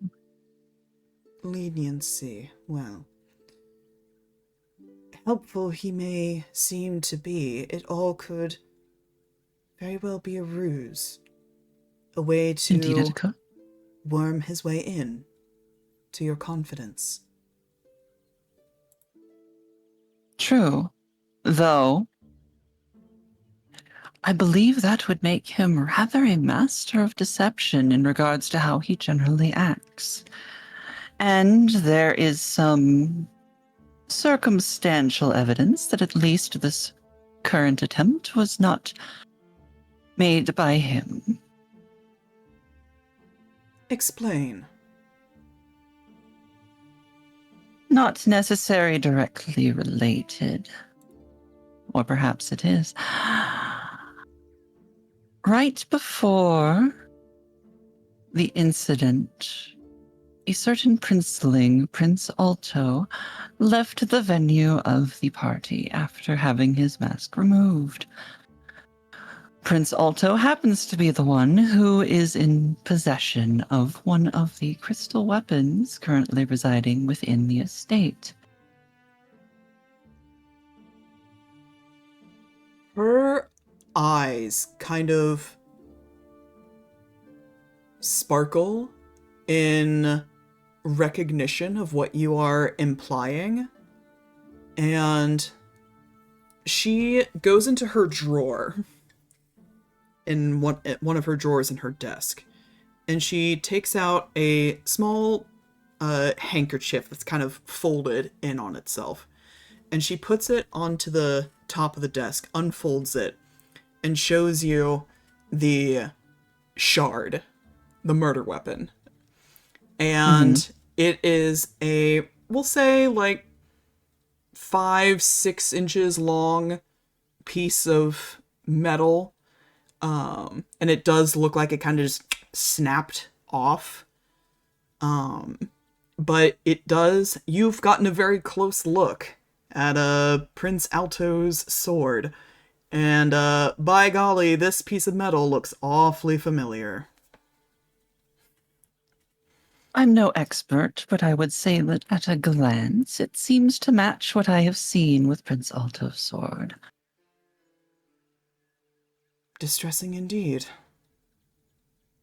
And more so, for added caution, I would recommend that you place the same scrutiny upon both of the princelings.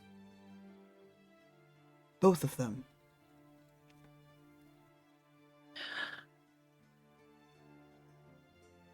I have heard a few things, not intentionally, at least by those who have told me. Prince Alto, at the very least on the surface, seems rather clueless about many things, including that he was wielding a weapon of witchcraft, and, well, again, relation to the current matter, difficult to pin down, but Adora is at least hiding something from her twin. Grave accusations indeed, Miss Stalwix. And she kind of leans back in her chair and quirks a brow at you. And you're sure this is not some convenient method to do away with the subject of certain inconvenient rumors. It very well could be. Though I believe that level of investigation would require pulling on connections that would get those who are doing the string pulling. I think it would alert them. Perhaps, but it would be... Well, it might be a weight off your chest to have Prince removed from your immediate concerns.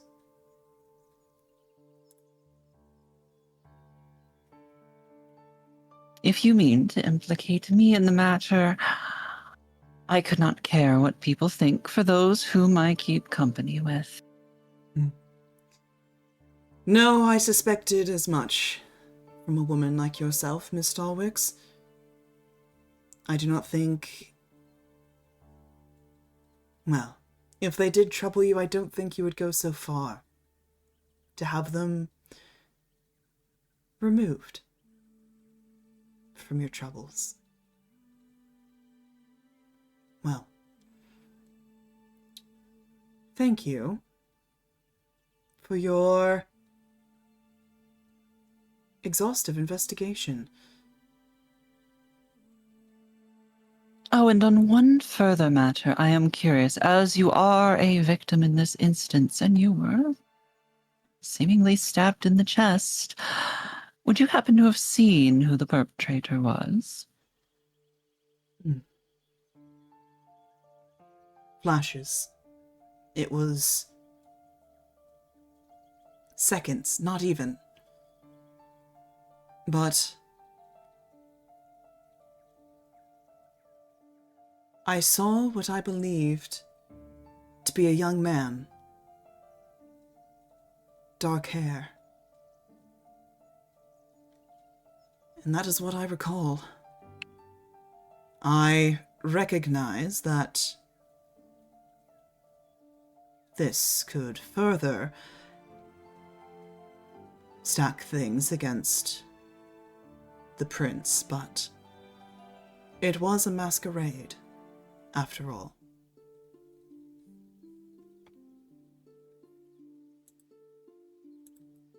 Hard to believe who it could have been, especially with such convincing masks.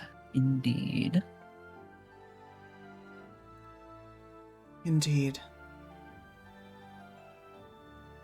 Well, thank you for your time, Miss Stalwix. Your information, as always, proves invaluable. I am always happy to please. If you are in need of further details, you know where to ask, or perhaps you could even ask the star themselves. Perhaps. Though I don't know what information Essie has on the matter. I have been keeping a close eye on him. Mayhaps not so close as you think. He is rather slippery. She sort of cocks her head at that and just...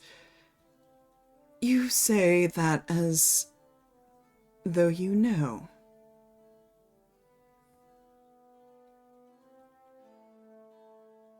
Well, if you had been keeping a rather close eye on him, you would have heard much of this information already. She kind of stiffens at that. I see. Well,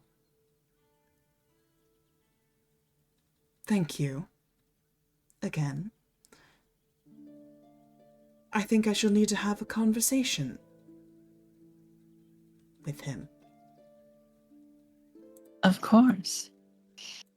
And if you should need support for any upcoming investigations, please do tell me. I have an army of clerks at the ready to handle all paperwork and records for you.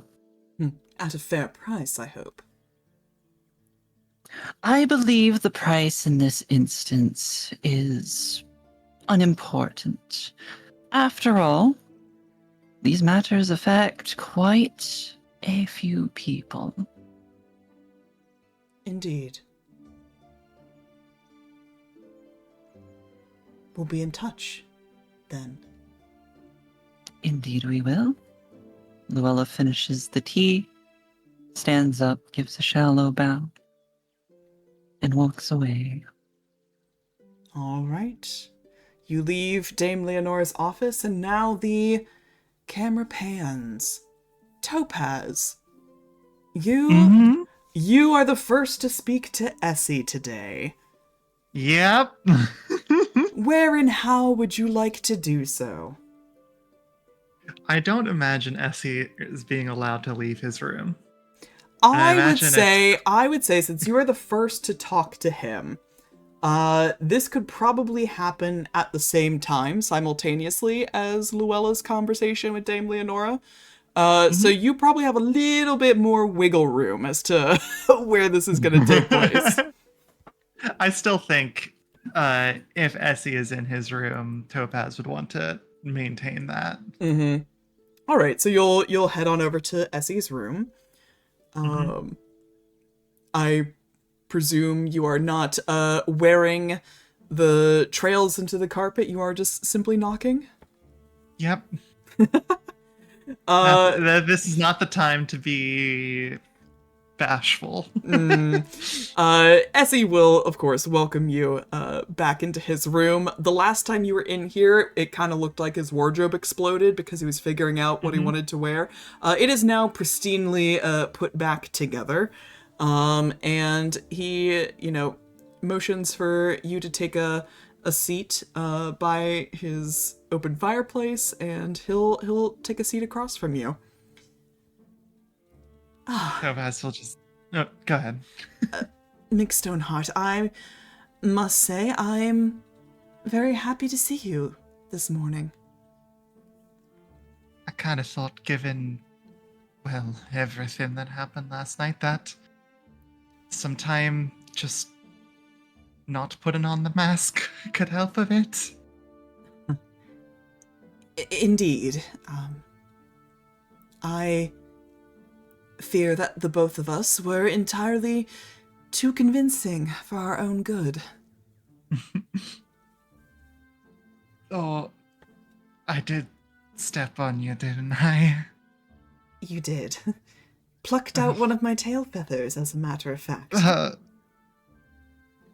Considering that the first day involved me falling flat on my face, I suppose it's just par for the course, no matter how much I practice. Unfortunately, that did give you away, but I was determined not to spoil your evening, so... I appreciate it. Are you feeling all right yourself? I imagine maybe even more so than myself. It was quite the shock. I was a little disturbed, to say the least. It's not every day one gets to witness themselves bleeding out to death. Yeah. I can't say that's probably a very usual experience. But I'm relieved that Dame Leonora is well and recovering. I'm all right, too, by the way. Although I'm certainly looking at people a little differently, I suppose. It's one thing to talk about presumed danger to oneself. It's another to have a close brush with it.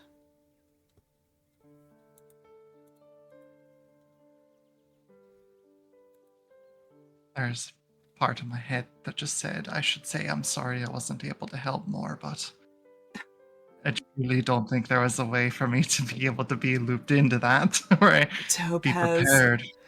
darling Topaz, I don't mean any offense when I say this, but what could you possibly have done? Nothing. Exactly. There was a worry, at least temporarily, that I had flustered you and it had dropped your guard to the point of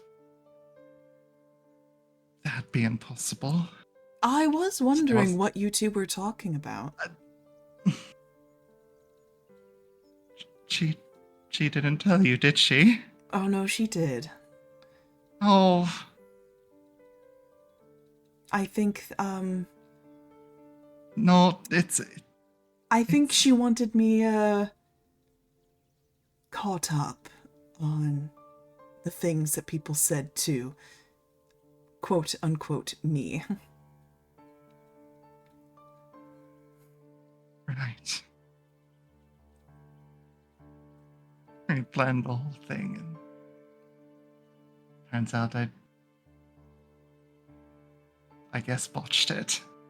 Essie gives you a kind smile, and you know that he likes to tease you and, you know, kind of poke your buttons a little bit just to fluster you, but there doesn't seem to be any kind of that impishness in this particular expression.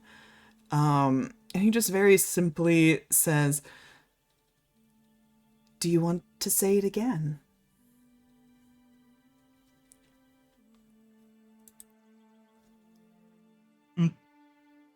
Topaz has been putting on like a pretty strong face for the majority of this conversation, trying to channel the confidence as well as they can. He just sort of like blushes up a bit and says, I, I feel like I mean, you know the truth, so, but I wanted it to be something special, you know? And I mean, just saying it here seems like it wouldn't have as much of an impact, and I wanted it to have an impact, but it's not this, I mean, I guess Diamond was right that it's not, life's just never gonna be like the storybooks, and that's okay, and just stumbling over his words, and just Ford's finally saying, and looking up at him and just being like, I do love you. At least as far as the definition and feelings in my heart go. I wish it was grander, but maybe a messy confession is just right for this sort of situation. So yeah. Messy has its own set of charms. Yeah. It does. I'm sorry that it didn't work out the way you planned. It's all right. I almost mean, feel a little guilty that I wasn't there to experience it. I mean, she just kind of laughs a bit and just says, if I were to put on my little Charlotte Tinsel hat here, I would say that you should feel guilty because it was pretty good. It was dazzling, to say the least. I think in that moment I think that you outshined even, well, me, so to speak. And just to be clear, I understand that things are a bit strange, but I said it to Dame Leonora, but I'll extend the feeling back to you. Is that, of course, I understand. There's no rush to say it back or nothing. He gives I know. a little nod of his head and leans over to sort of take your hands in his and just, Topaz, I think by now you understand that I'm quite fond of you. But you're right.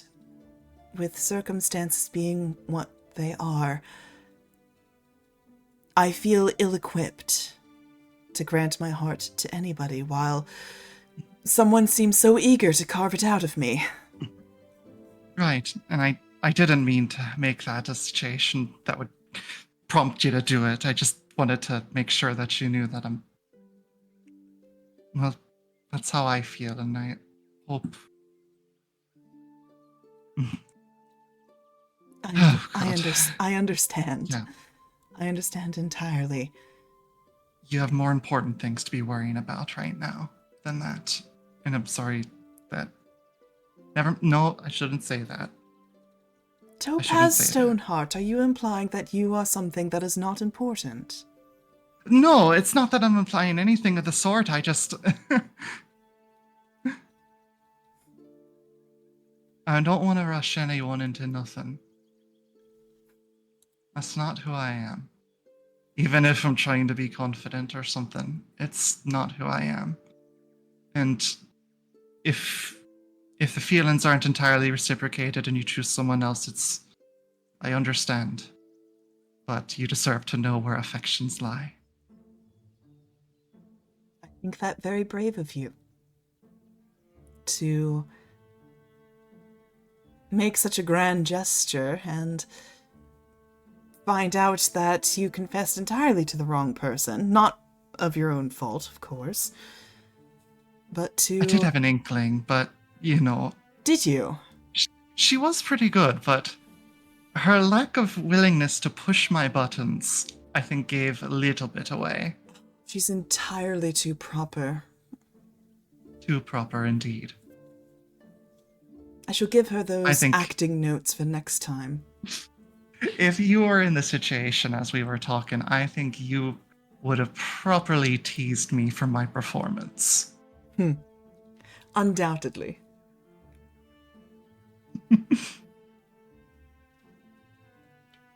You should read her book, by the way, Charlotte Tinsel. My sister Diamond, she's a prolific, no other way to say it, a prolific smut writer. I've read many of her works, some of it a bit more intense than others. I'd say Charlotte is among the lighter fare, even though it deals with topics of pain, as mentioned. I see.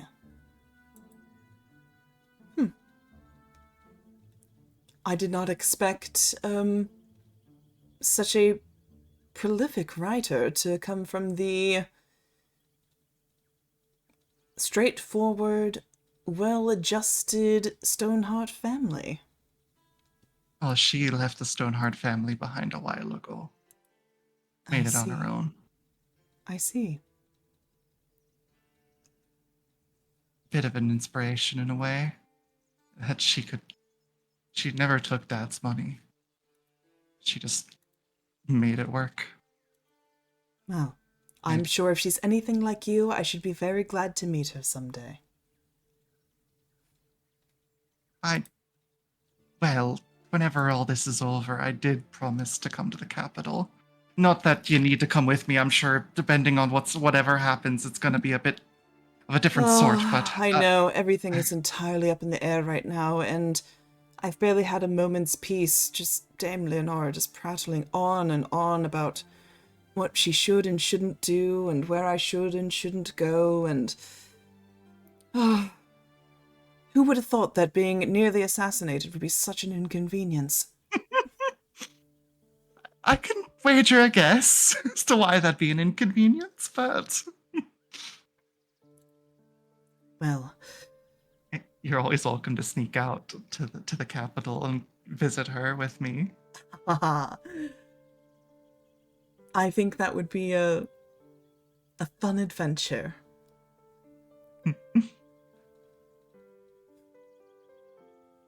Right.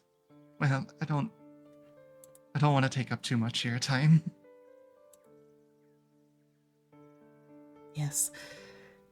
Regrettably, I think my free moments are going to become few and far between, so I hope we'll see each other soon. And Topaz is going to stand up and wait for him to stand up as well. And just sort of like softly walk over to him before just pulling him into a very tight hug. I'll give you Just a say- hug back. While the hug is going on, just say, I'm glad you're okay. Me too. Thank you.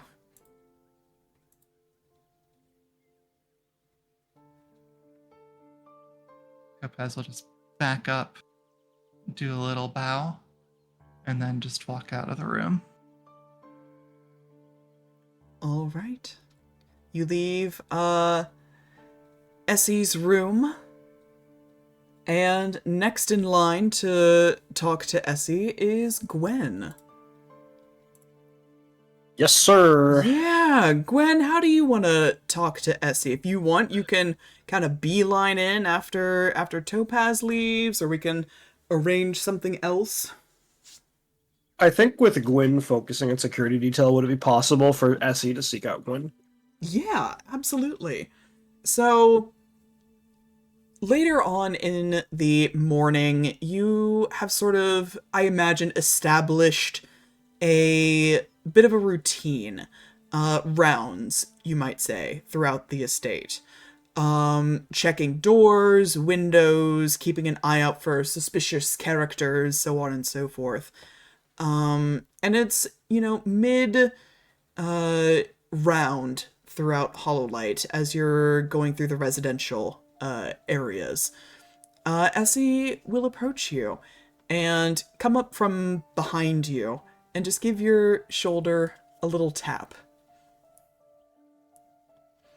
Sir Gwyn. Oh. Yes. Startled you, did I? I've been a little out of wear as of recent. My. Were I the assassin, you'd be in danger. No.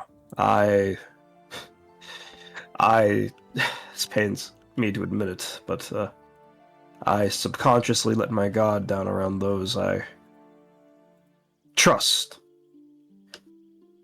Scum would often join the others in pranking me back in the day. I like the image of that. I'm admittedly delighted by the idea of a disarmed Sir Gwyn.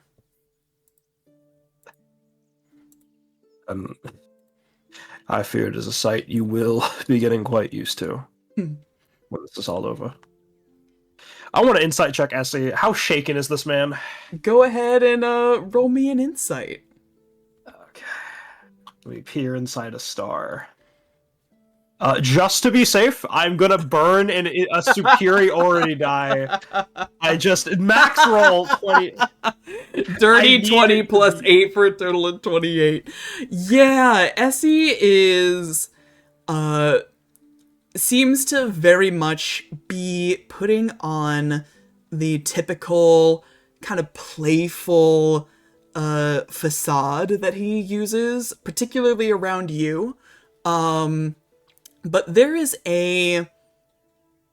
because you're looking for it, there is that hint of trepidation in his voice, a slight tremor to it, and you notice that he's keeping his hands kind of close, either close to his side or keeping them held together. to keep them from being just a little shaky. It's okay. Gwyn is gonna reach for that hand on his side. He'll let you. He'll pull that hand up to Gwyn's own cheek, and then look Essie in the eye and say, "We could leave, you know." Leave. Leave Hollowlight. Hollowlight, the kingdom, the Feywilds. I find myself plagued with fantasies that are often too tempting. Dreams even grander beyond my own. The founding of a new kingdom, a new plane to explore. I have not felt quite so alive since my days as a mercenary. And a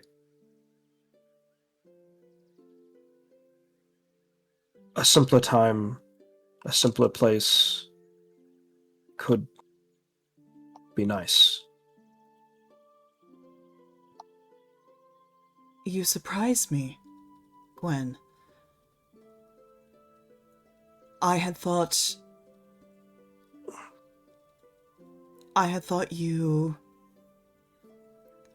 if you'll pardon the expression, married to your ambitions. Could you really give it all up so easily? I'm not quite so an old man that reconquering a new land would be beyond me. My ambitions, my world, my kingdom. I find such a vision to be more and more impossible without you by my side. And I fear blade nor magic may not be enough to deal with the coming trials. As Title he drop. kind of averts his gaze, and you notice he's got like an actual like blush rising to his face.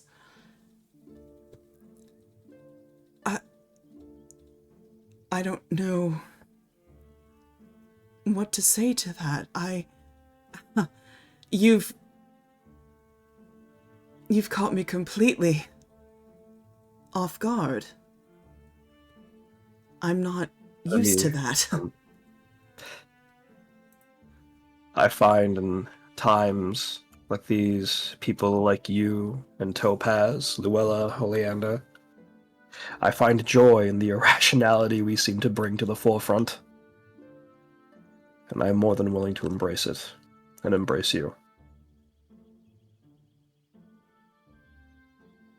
I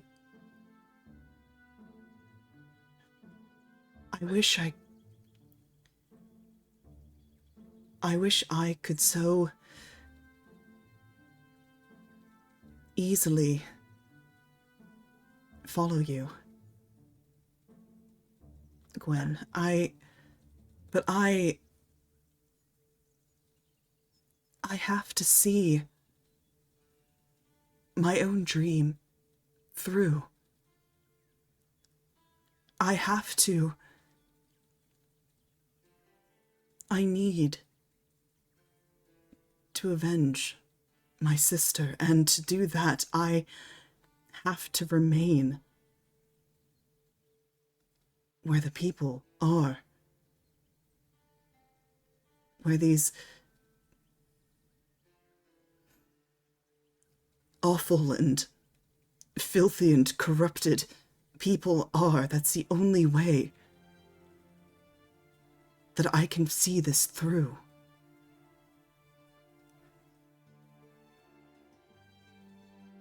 I see. Those words you say, they spark nostalgic joy in my throat. I am quite familiar with this path you follow. Its thorns, its every bristle.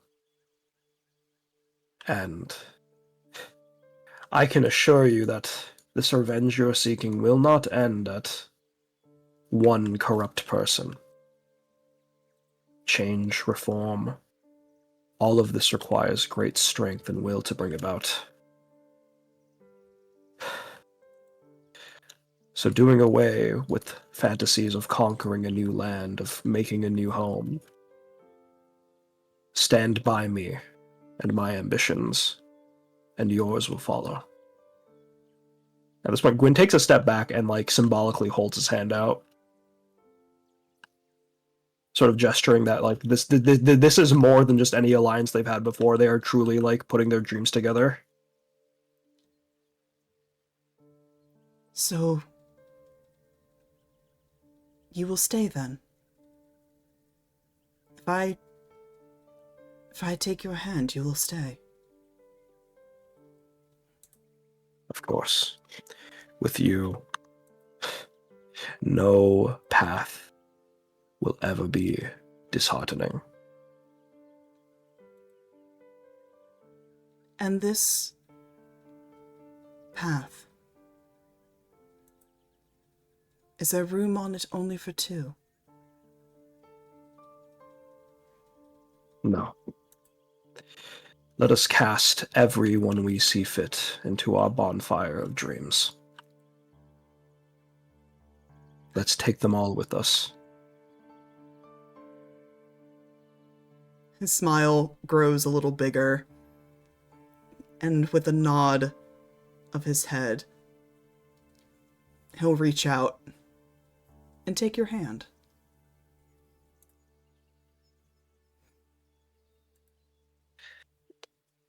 I think there might be a little kiss on the cheek after that, but I'm not gonna push my luck right now. I was a little too. I'm a little more than just the normal amount of fever right now. Yeah, you give him a little kiss on the cheek, and he'll reciprocate. He'll give you a little kiss, like just below the corner of your eye, and gives you a smile and just, my Sir Gwyn, I do think that you've had some amount of growth. I don't believe that there was always a time when the path could fit more than just one.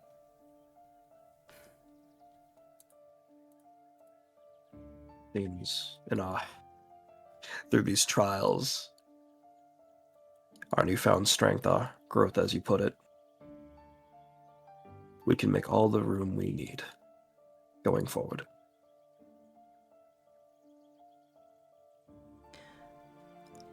I'm sure you can imagine that in the immediate future, my time will be limited. As you can imagine, Dame Leonore will become all the more protective. But I will always be open to seeing you again. So don't be a stranger. Imagine Essie parts with that, and Gwyn holds his hand over his chest, and like the softest smile you've ever seen is on his face. And he thinks back to a simpler time, with a bucket of water being splashed over his head by a much younger and more robust-looking Skalm. Oh, soft Gwen, soft Gwen. He's growing. Alright, he's growing. With that, we will move on to the next scene. Oleander, what are you doing this morning? There's probably a point where he has mostly decided he's he's sticking to Damus's side, not only out of, this is my boyfriend now, but also the fact that he's kind of also sort of a star, and we not sure if everyone knows that information. We're currently in limbo information hell. Oh,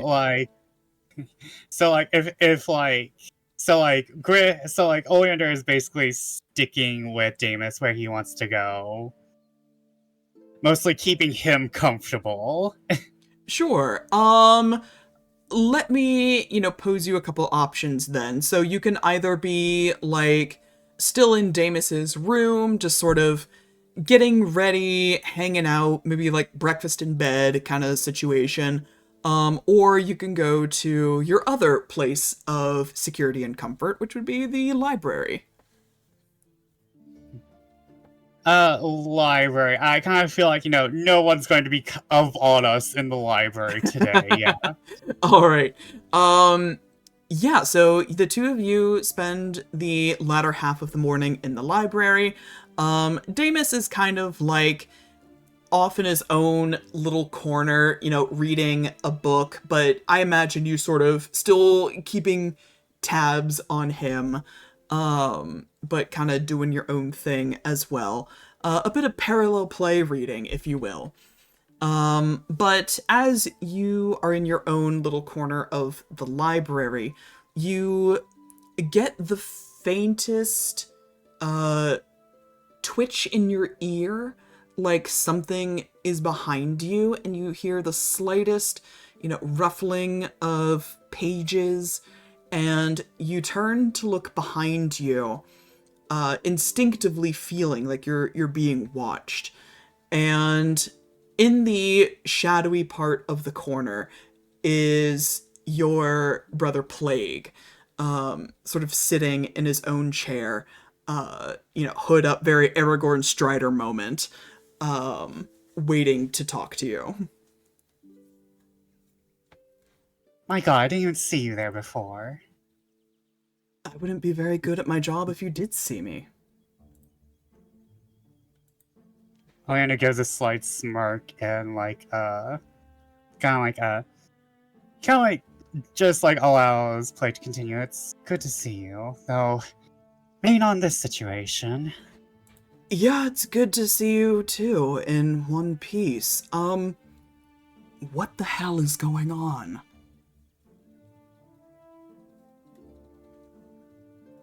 Oleander is looking around to see if there's anyone else, just make sure. He knows that Plague probably wouldn't reveal himself if there's other people around, but he just wants to roll an investigation. Yeah, make a perception check, see if anyone else is around. Ooh, inspiration. Where's my inspiration? How do I inspire? You can just re-roll it. Oh, okay. I will re-roll. Okay. Sorry, that gave me the feast energy. I had to speak. Okay. Oh. We'll take I'm on edge. Yeah, we'll take the better of the two. We'll give you that 9. But as far as you are aware, it is just the 3 of you in the library. It is you, Damus, and Adamus.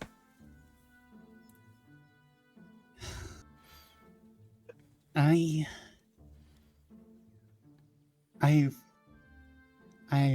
will be honest, I don't really know what happened tonight. That came out of nowhere. Well, maybe not nowhere, but still. Listen, I've sat in on many different noble shindigs, right? I've spied and I've stolen at many different occasions.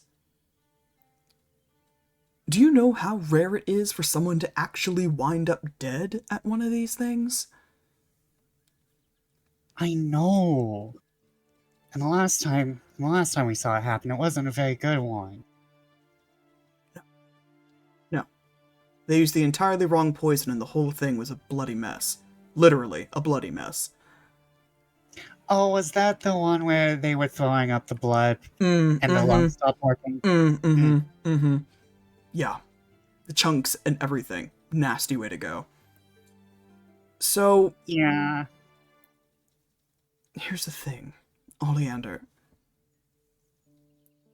Dad and I have been saying this whole place is bad news. So, I'm here to ask you, beg you, if you will, to come home.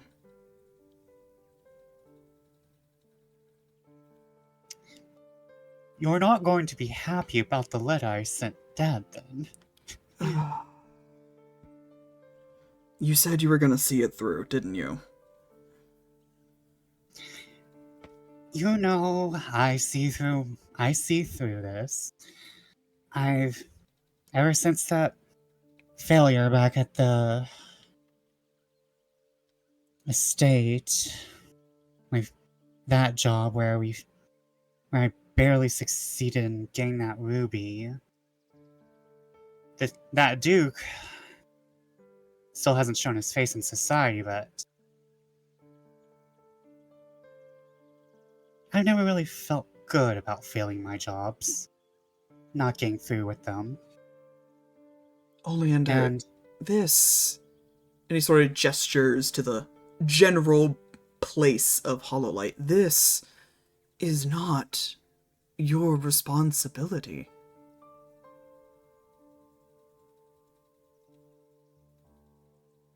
Even...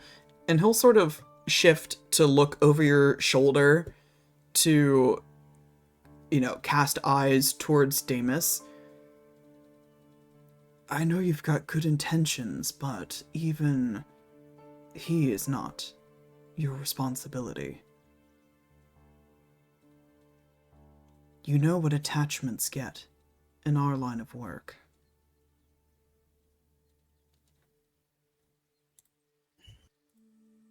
you know how Dad has certain standards, a set of rules for the jobs he does. He doesn't just kill wantonly. The Rogues Guild wouldn't be where it is if he just was bloodthirsty.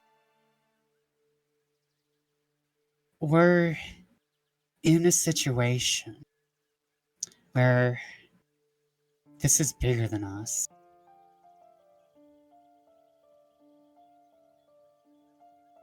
I don't think I can just get out at this point.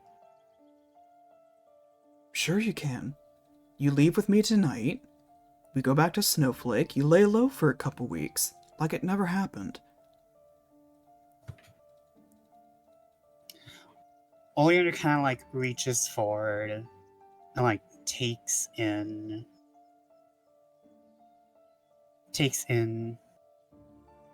Adamus's hands.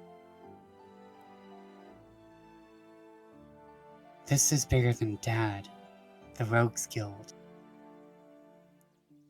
Even if I'm not here, the rest of them, they're smart enough to figure this out. I'm an addition, but they're not. They're all wise enough to know to figure this out, even if I'm not here. I would rather be here to ride this out, to get to the bottom of this whirlpool, if only just to stop it from swirling. I feel like I'm talking too much already. You can see that Oleander is having that trouble of, there's definitely this look of, I'm on the job, you just don't know what the job is yourself. Oleander, you know that there's nothing that we can't undo. If you've gotten yourself into some kind of trouble, Dad and I, we can fix it. We can get you out of it. No questions asked.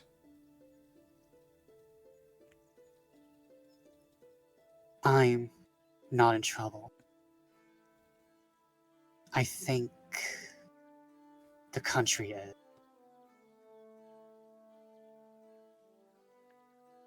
The country.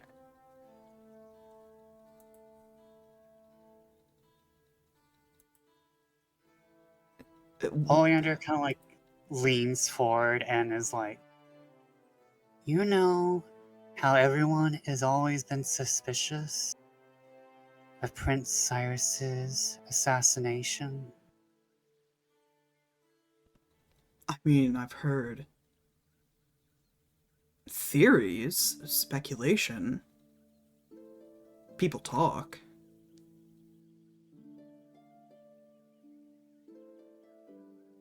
Well,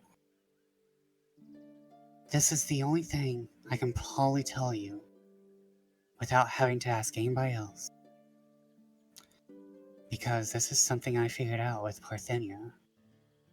What would you say if that was an inside job? I would say that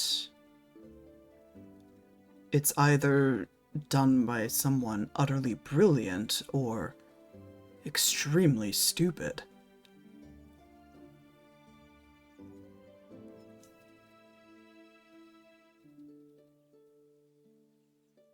Yes, it does not make sense for an outsider to have been the one to do the job.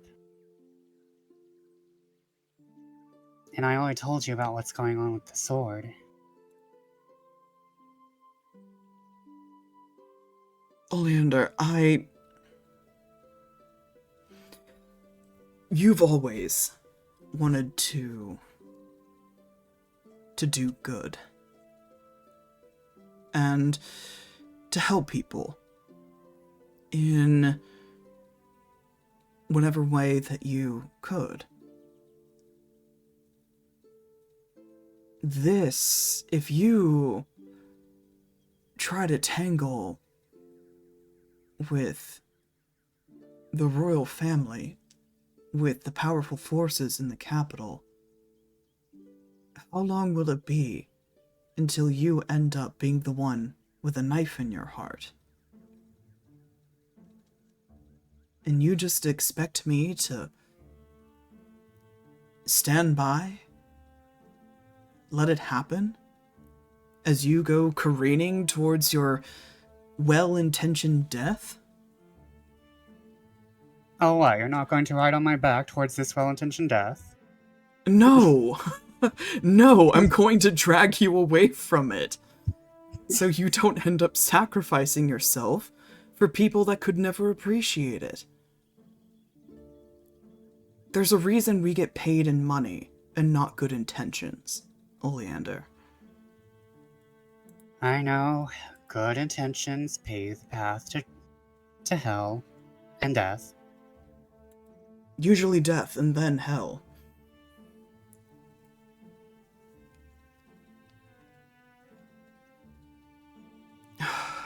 Look, I know how you get. I know that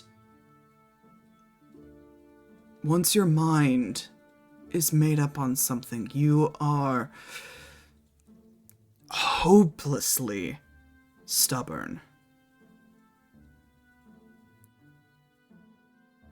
But I'm not about to risk my neck for the royal family or even for the entirety of Wishbourne.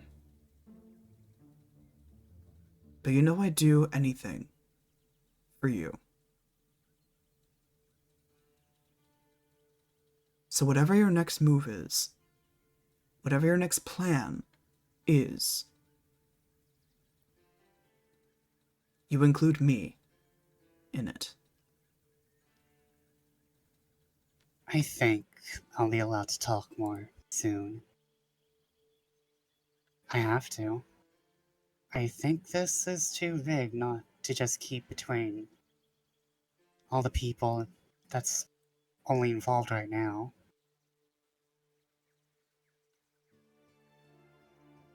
Right. I'll accept that at least. And one more thing, if I may. Yes. And he'll sort of lean forward and, like, look up at you very pointedly. Don't let a pretty face cloud your judgment. Kind of raises his eyebrows at you knowingly. Oh, is this coming from the man who fell in love with his, was it your knife instructor?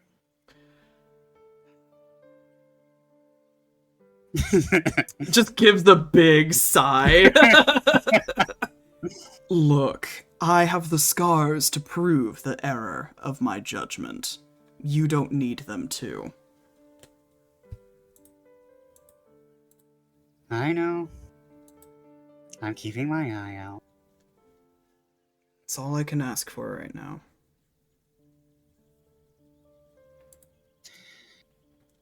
May I ask, did you see anything last night?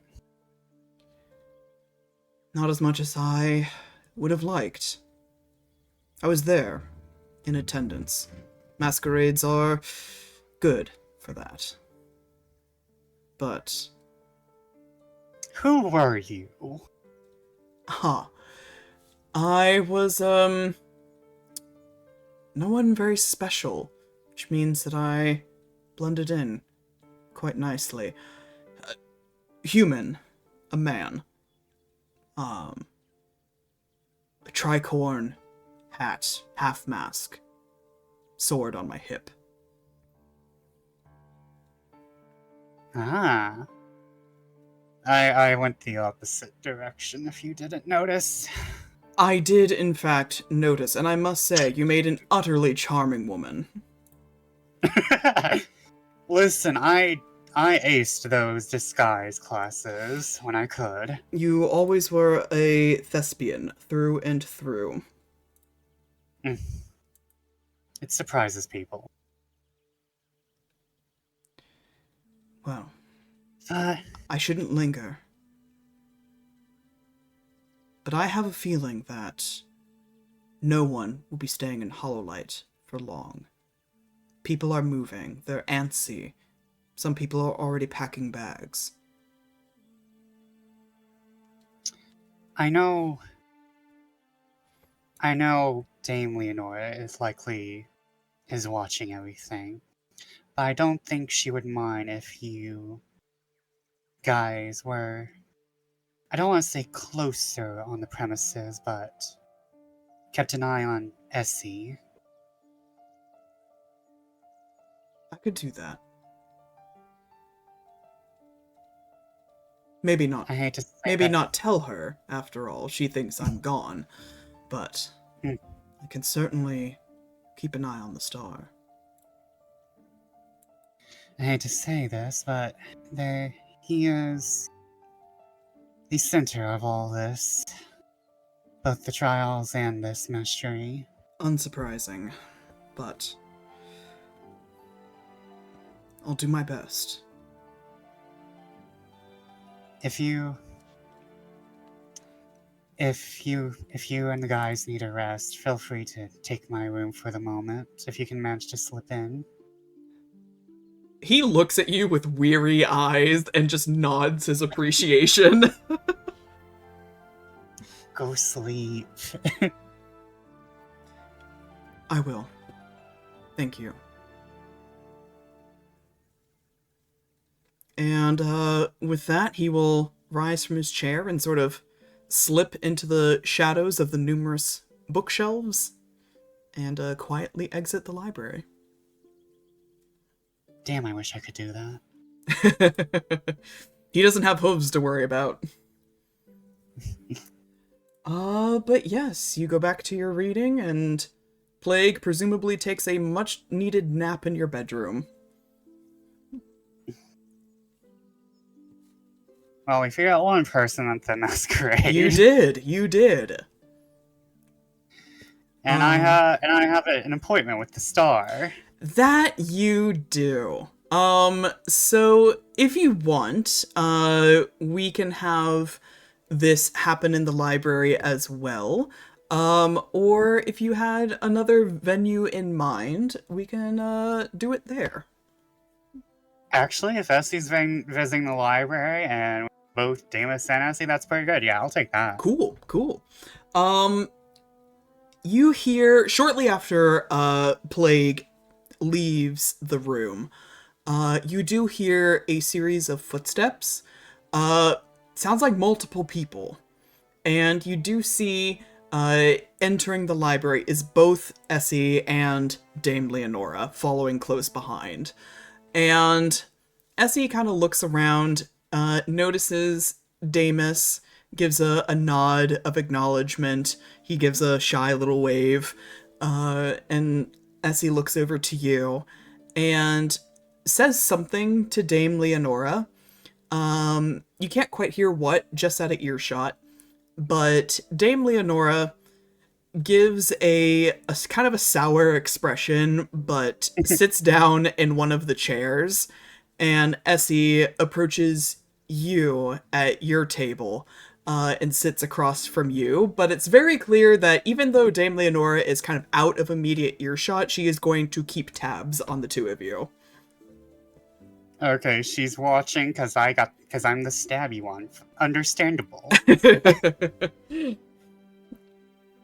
Well, Mr. Oleander, I'm glad I caught you in a quiet moment. I hope you don't mind my particularly diligent chaperone.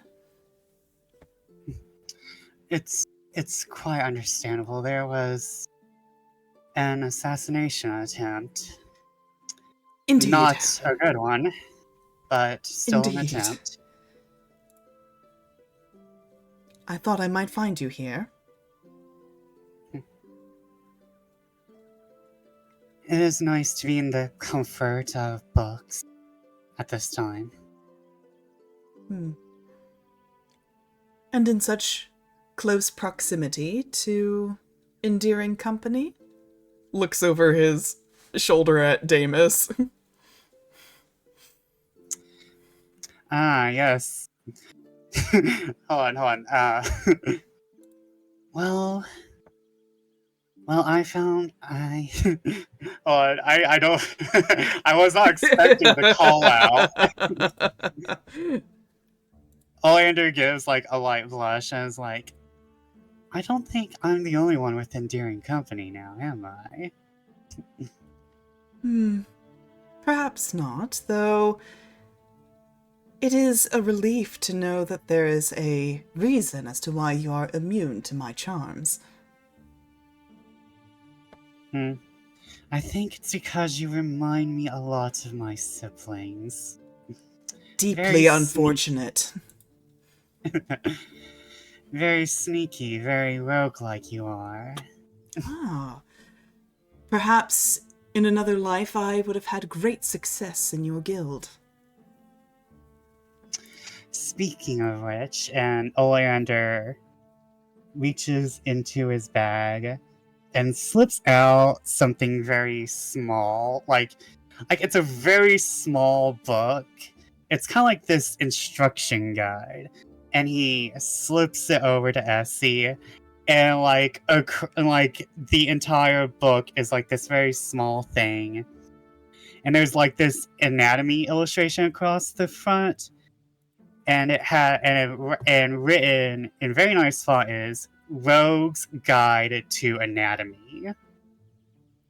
Essie picks up this book, very quietly flips through the pages so as not to like alert Dame Leonora as to what he's looking at. And you can kind of see there is like a kind of mischievous excitement as he is, kind of perusing his, interesting reading material. I figured you might want to take it up after previous event. Ah, stab someone else in the heart before they get to mine, is that it? I was hoping for self-defense, but if you're going to do that, might as well. Well, I do have a dagger of my own now, don't I? Gives you a very playful grin. Must learn to wield your weapons properly in the upcoming times. Quite. And he'll take the little book and stuff it down the front of his dress. Just, thank you. I will study it in my... kind of rolls his eyes now. Meager free time. I apologize for laying studies upon you. No, it's not you. Just... understandably, Dame Leonora is a tad on edge, given everything. I know I've spoke on this before, but and he leans forward so he can whisper, do you not think it's time to bring her into the fold?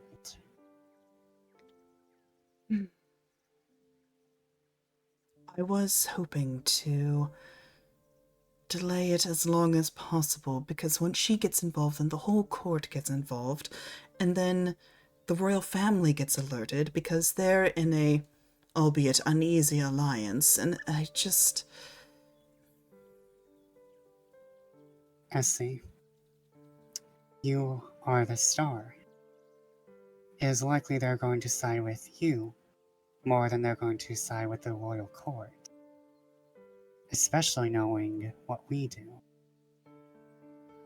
You might be right. I don't like to be deceptive, but necessity dictated discretion. And I know as soon as she gets even just the smallest bite of information, she's going to go running to the one who holds her leash.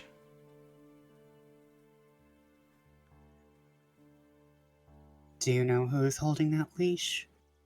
Oh, the Empress, of course.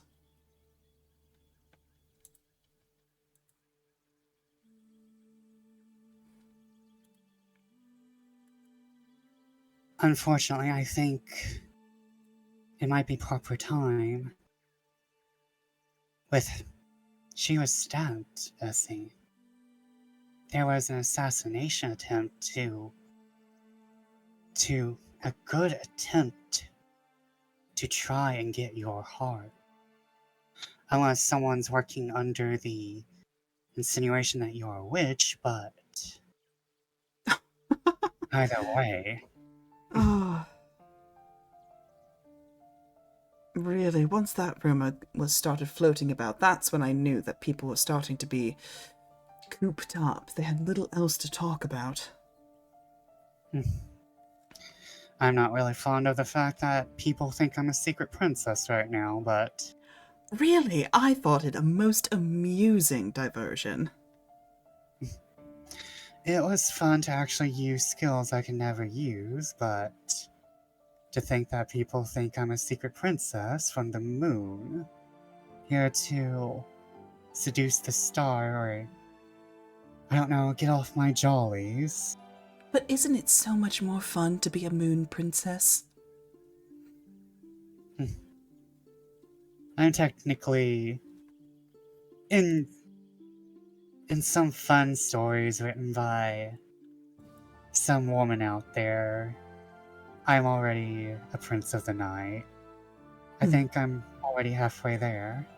I must say, I think many people were disappointed that the Moon Princess was one unpopular archaeologist, so I think that if anything, this rumor is nothing more than people trying to ease their consciences that they did not fall for such a unflattering person of society.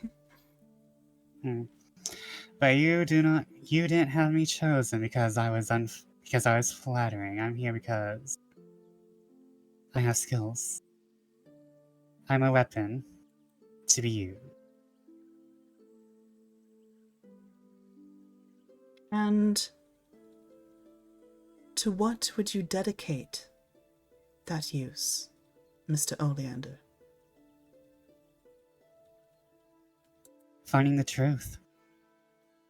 As I always have. Sometimes skin has to break a little for that, though. And I have a feeling we're going to see a lot of society's skin tearing apart at the seams. I think you're right. And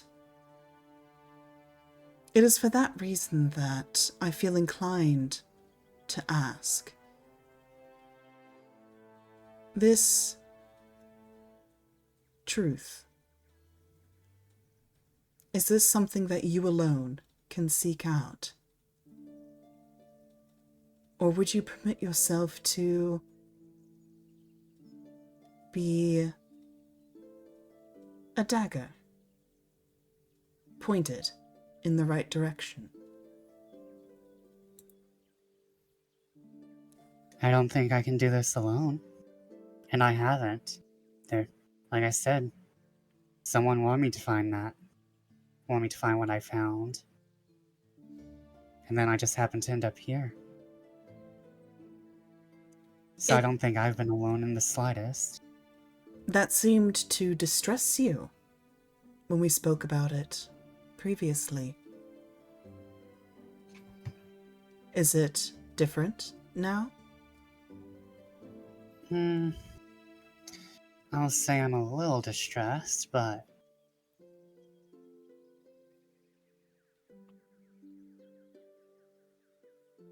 I'll be honest, I don't think I've ever been fully in control of what's been happening here. Or, well, fully in control of what's been happening to me. And there's some comfort in knowing that I know there's someone at the strings. I might be worried that there's someone bad who wanted me to find what I did. But if that was someone bad, they probably should have thought smarter of who found it then. Well, in either case, you can take comfort that someone is looking out for you, or someone has it out for you, but they're not very good at it. And if it's someone who has it out for me, oh, they have entire guild to deal with. Would that I had an entire organization of rogues and thieves and cutthroats and assassins at my beck and call. Perhaps Dame Leonora might be able to take a day off. Well, for now you have me. Maybe a little more. That but is at the moment. Continue. That is a relief. I did not always think that was the case.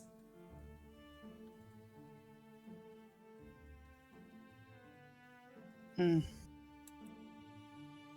be fair, I haven't always been here for... No, to be fair, I wasn't here for you. I was here for the mystery. Now you are a part of the mystery. The center of it, really. I know that I must make myself friendly to figure this out. It's not my first time. Certainly won't be my last.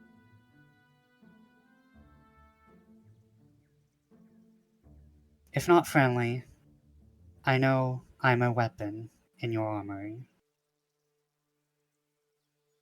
gives a smile that just reaches his eyes and kind of creases them a little. I'm relieved to hear you say so. I think I will have need of you very soon.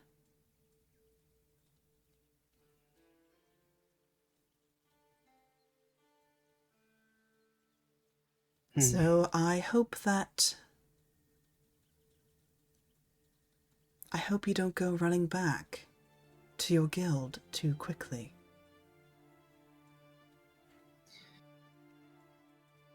Trust me, they're trying to drag me kicking and screaming.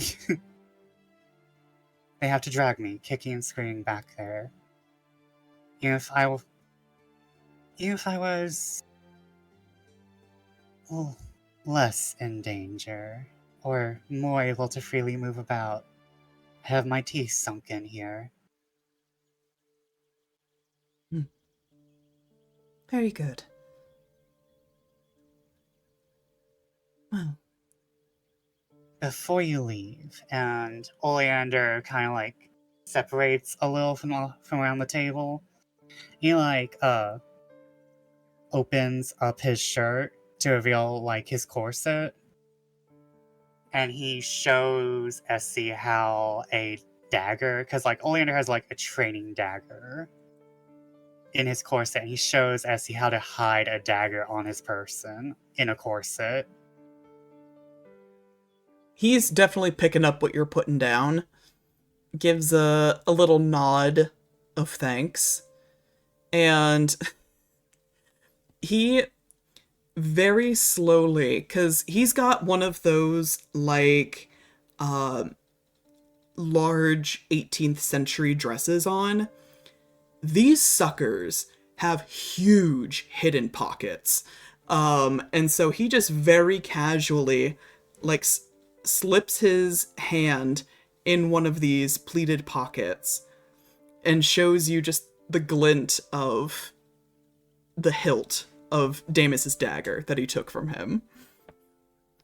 Oh my god, he's walking around with Damus's daggers. Okay. Unafraid to carry what can kill him. We love a man like Unbridled confidence. Oleander gives like a smile, like, you're a confident sort. Well, I think I feel better knowing where all the weapons that can kill me are. Kind of dilutes your fear of them, doesn't it? It's a start.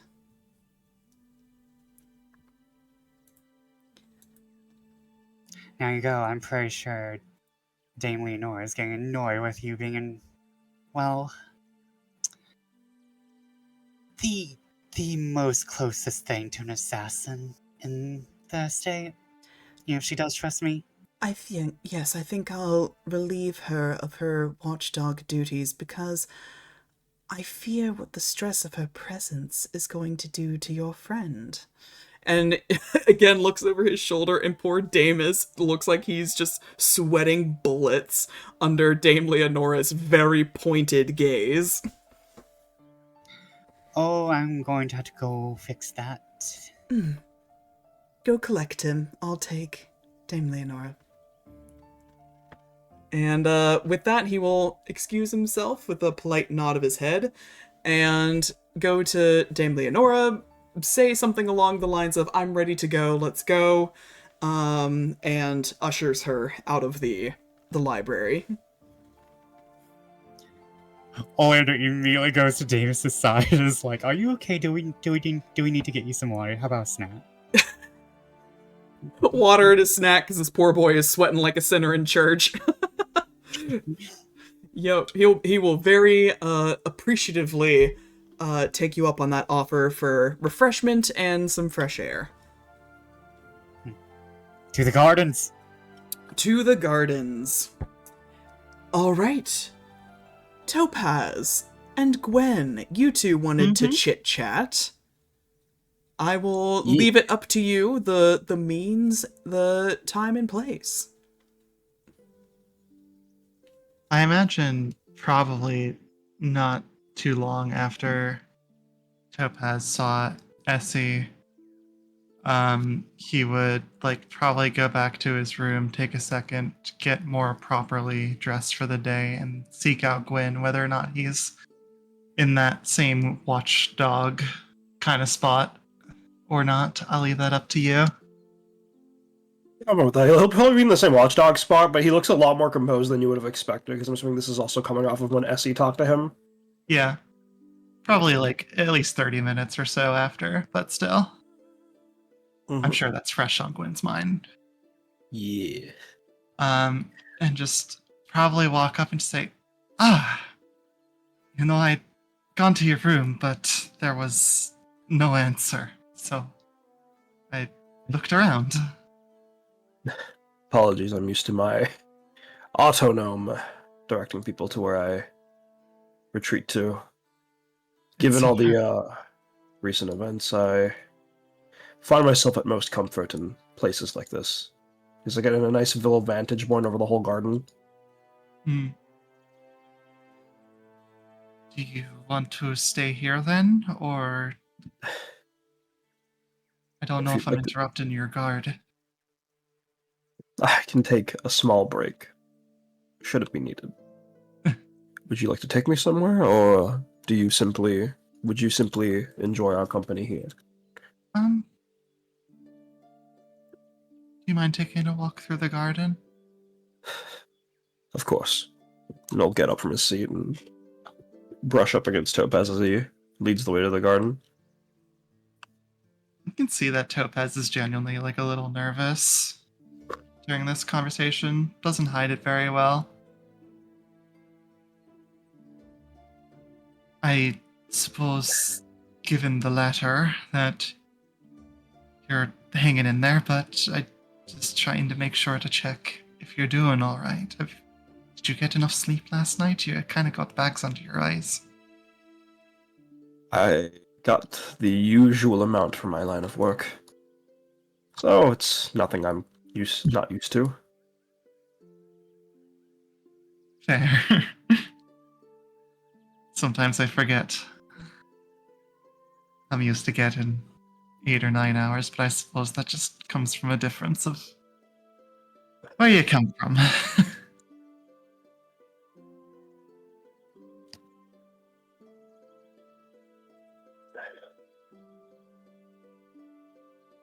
So, Topaz, what's on your mind? I take it, given your rounds, that it's not just the stabbing that's on your mind. No. I suppose I'm worried about you. You yourself.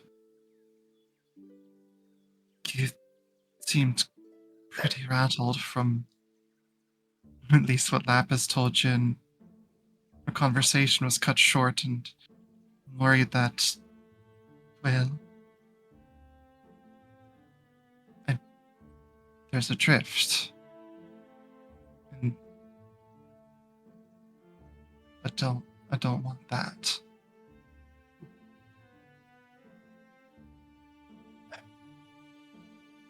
I won't lie, there's a hinge of disappointment that you did not find me last evening. I know. It's fine. No, we agreed, and I didn't keep up my end of the bargain. I suppose I was just trying to keep up my own facade in a way for as long as I could. Then, well, you know what happened next.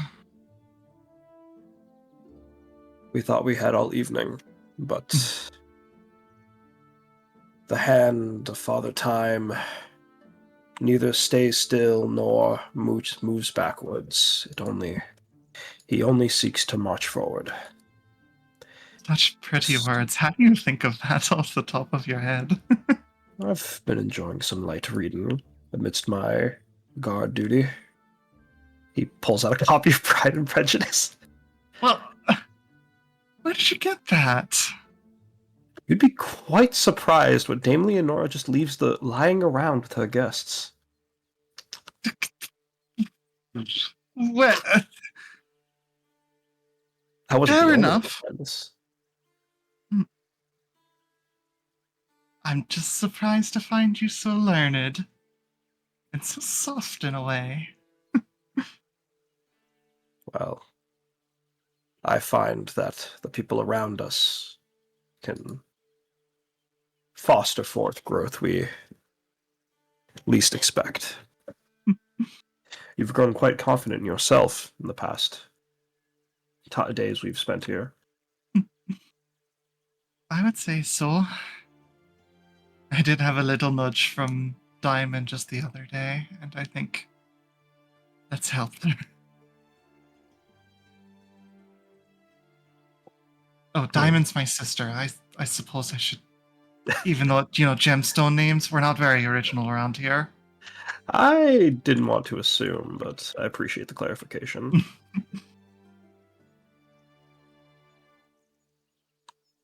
Gwyn, Yes, Topaz. she's just gonna go, at this point I imagine they're walking through the garden, just go sit down on a bench next to a field of wildflowers and just sort of pat the seat next to him. He'll accept the invitation to sit down.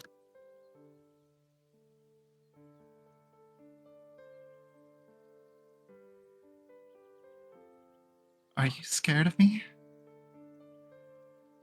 He looks astonished. His eyes widen as he stares down at you in confusion. Why would you assume such a thing?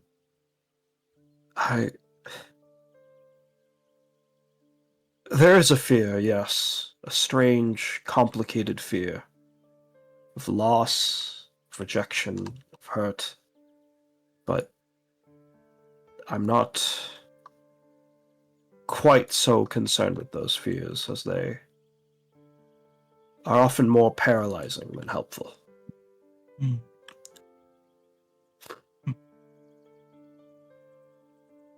I am... Oh, go ahead. No, please. You first. That night, should you had found me, I wished to impart upon you a secret of mine. I suppose that's where the fear of rejection stems from. Should we go elsewhere? Is this not secret enough? Hey, DM, how many people are out? Y'all are in the gardens, right? Like, just sort of strolling around. Yeah. I would say there's like a handful of people scattered around. But no one's like, upon initial inspection, no one's like actively paying attention to you. They're sort of doing their own thing. If somewhere else is better, I'd happily follow you. Would be, but you asked me here for a matter of concern for you. It's merely... I just wanted to have the conversation. I don't know what the secret is, so I suppose I thought it would be simple as saying something or such, but if it's not... Gwyn, I want you to let me in. He's gonna get up from the bench and extend a hand out to Topaz. I know the smart thing would be for, like, Gwyn to go to his bedroom, but we're in such a pretty setting. Maris, can we find a location that's in the garden that's not, like, being seen by other people? I would say the most secretive area would be the hedge maze. But you might also find, like, some seclusion in, say, like, the topiary part of the garden where, like, there's these large, like, hedge sculptures, walls of roses, that sort of thing. But it wouldn't be quite as secretive as the maze. And Gwyn would probably lead Topaz into the hedge maze. Hmm. I imagine the many times he's probably flown over the estate. He's probably at least aware of where a nice part of the maze would be for this, a hidden noise statue. She'd follow happily. Actually, I think Gwyn will lead you down like a very narrow part of the hedge maze till one that's overgrown, blocking up the light above, and you are in not pitch black, but an area of the hedge maze that is only lit through the leaves. As he looks at you, Gwyn will express wanting to take your hand. He'll give it.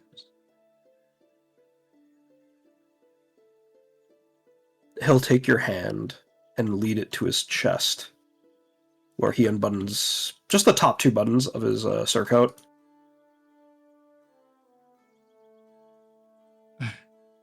He's not giving a look like he's trying to do anything Right. towards you. Topaz would probably blush a little bit either way. It's like, wait, is this where this is going? Completely unaware where this is actually going. as your hand is taken into, as he is quite literally letting you in as requested, you are greeted by a much thicker layer of feathering than you would have expected. And as it goes deeper and deeper, you find your fingers tracing strange shapes that you wouldn't have expected from his figure. His torso is much more, his waist is much more tighter than his armor would suggest. His form, strange as you trace his scars, and as they lead you, as he pulls you in, as your hand wraps around his ribcage, you can just feel something broken, something a humanoid shouldn't have on his back. And I imagine this entire time Topaz has been like blushing, flustered, and then confused, and not at all realizing that this entire time Gwyn has shifted in front of him, and as he looks up in realization, Gwyn has grown like a foot, looks way more lankier, his boots have like mostly been kicked off as you see the fallen, broken harpy before you.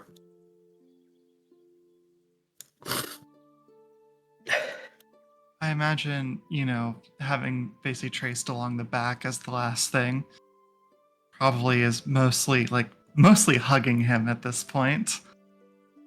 And just kind of looks up and Oh wait, there's Oh.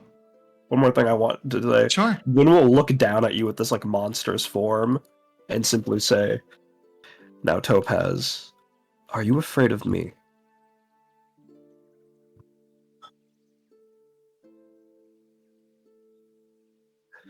And rather speechless for probably a good 10 seconds. Topaz will just look up, and you can see there's a noticeable, kind of like eyes going wide before focusing back in, just like the realization of the change. And he'll just say simply, "You've been hurt."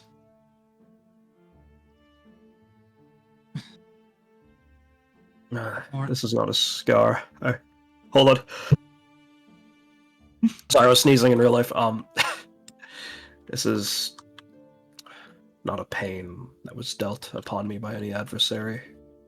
Not all hurts are.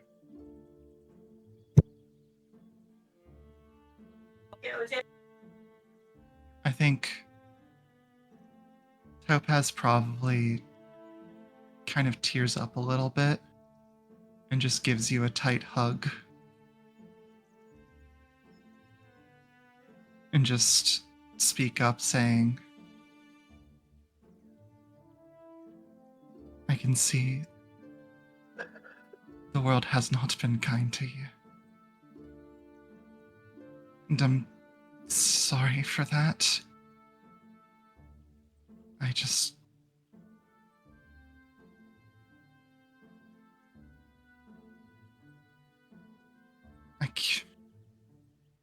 I'm sorry, I just wish things could have been easier for you. Life is a combat, Topaz. All I wish is a world where a thing like me,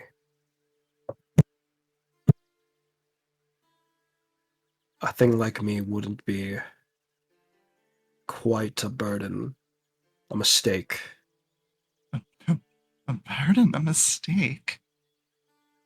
Why would you say that? There's nothing wrong with this.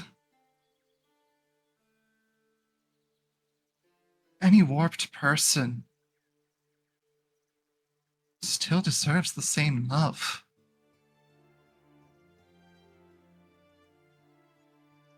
In a nicer world, perhaps. One fitting your warm demeanor. But this is not a kind world. Otherwise, men like me doing things like this as he, rests his longer talons on his blades, I would not need such ways to express myself.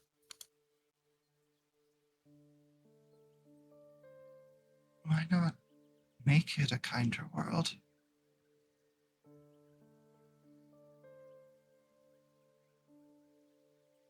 People like me, people like my sister, I don't think we would have made it through what you've gone through. I'm just not as strong as you. And that doesn't make us any less worthy of anything. Gwyn, I'm so weak compared to you. And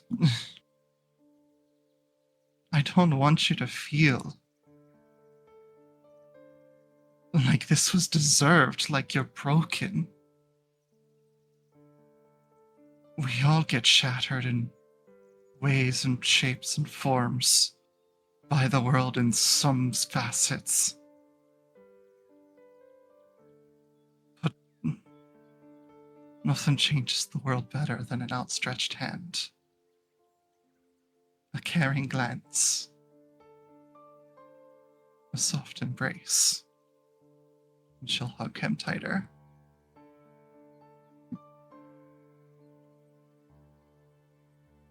This world you envision, my world of ideals, there's no reason that we can't join them hand in hand.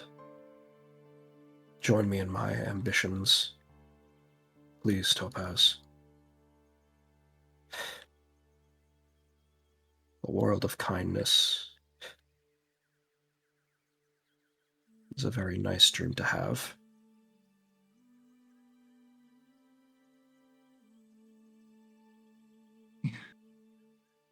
You mean it? You won't... Of course.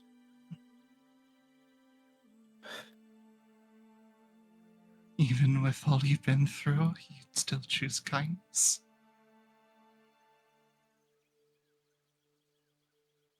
He'll pull you deeper in. I can no longer imagine a world without your warmth.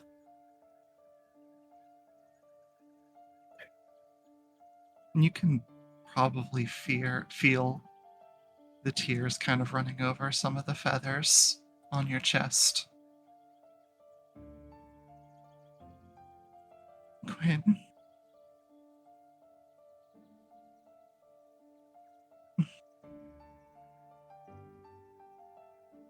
Thank you. Yes.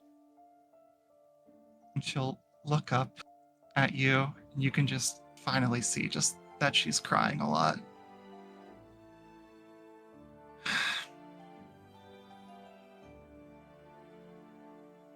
and just kind of goes to grab your hand. Is it fucked up? I don't know if you wanted to He's not describe wearing the hand. gloves Yeah. anymore. They're really fucked up. Like, Gwyn has done effectively the harpy version of, like, Chinese foot binding to his whole body. It is really fucked. Yeah. She'll just wrap her hands around that and then grab the other one with his other hand and just look up at you and just say, "Promise?" I promise. And she'll sort of pucker her lips for a kiss. He'll pull her in, using just the tip of his talons under her chin to lift his chin up, and then the broken wings will flare out and wrap around him as he embraces him back.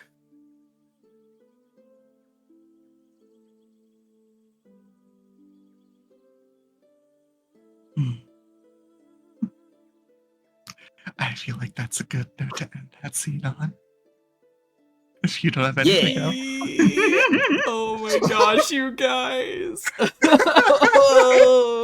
Thank you for making me watch Pride and Prejudice. I feel like my intellectual diction has improved so much. I've done us all a service by doing so. If this is the kind of scenes that we get afterwards, oh, mwah, mwah, mwah, mwah, mwah. I eat it up. Alrighty, my friends, I think that is a good spot to pause for now. We will end session here, and we will resume in a couple weeks. Let's see, what is that? That is September 10th is our next scheduled date to play. So we'll see you guys then. Thank you all so much for playing. I had a great time. I hope you all did too. It was so nice to be back and playing Trials again. I'm so thrilled, so happy with how the session turned out. It was a delightful return to form. And for everyone tuning in, watching, thank you for being here with us, hanging out with us, and enjoying all of the silly, gay D&D shenanigans that we do. And we hope you had a great time as well. Until next time, my friends, have a very good night, a very good week. Take care of yourselves, and we'll see you next time. Bye-bye! Bye! Bye! Bye bye.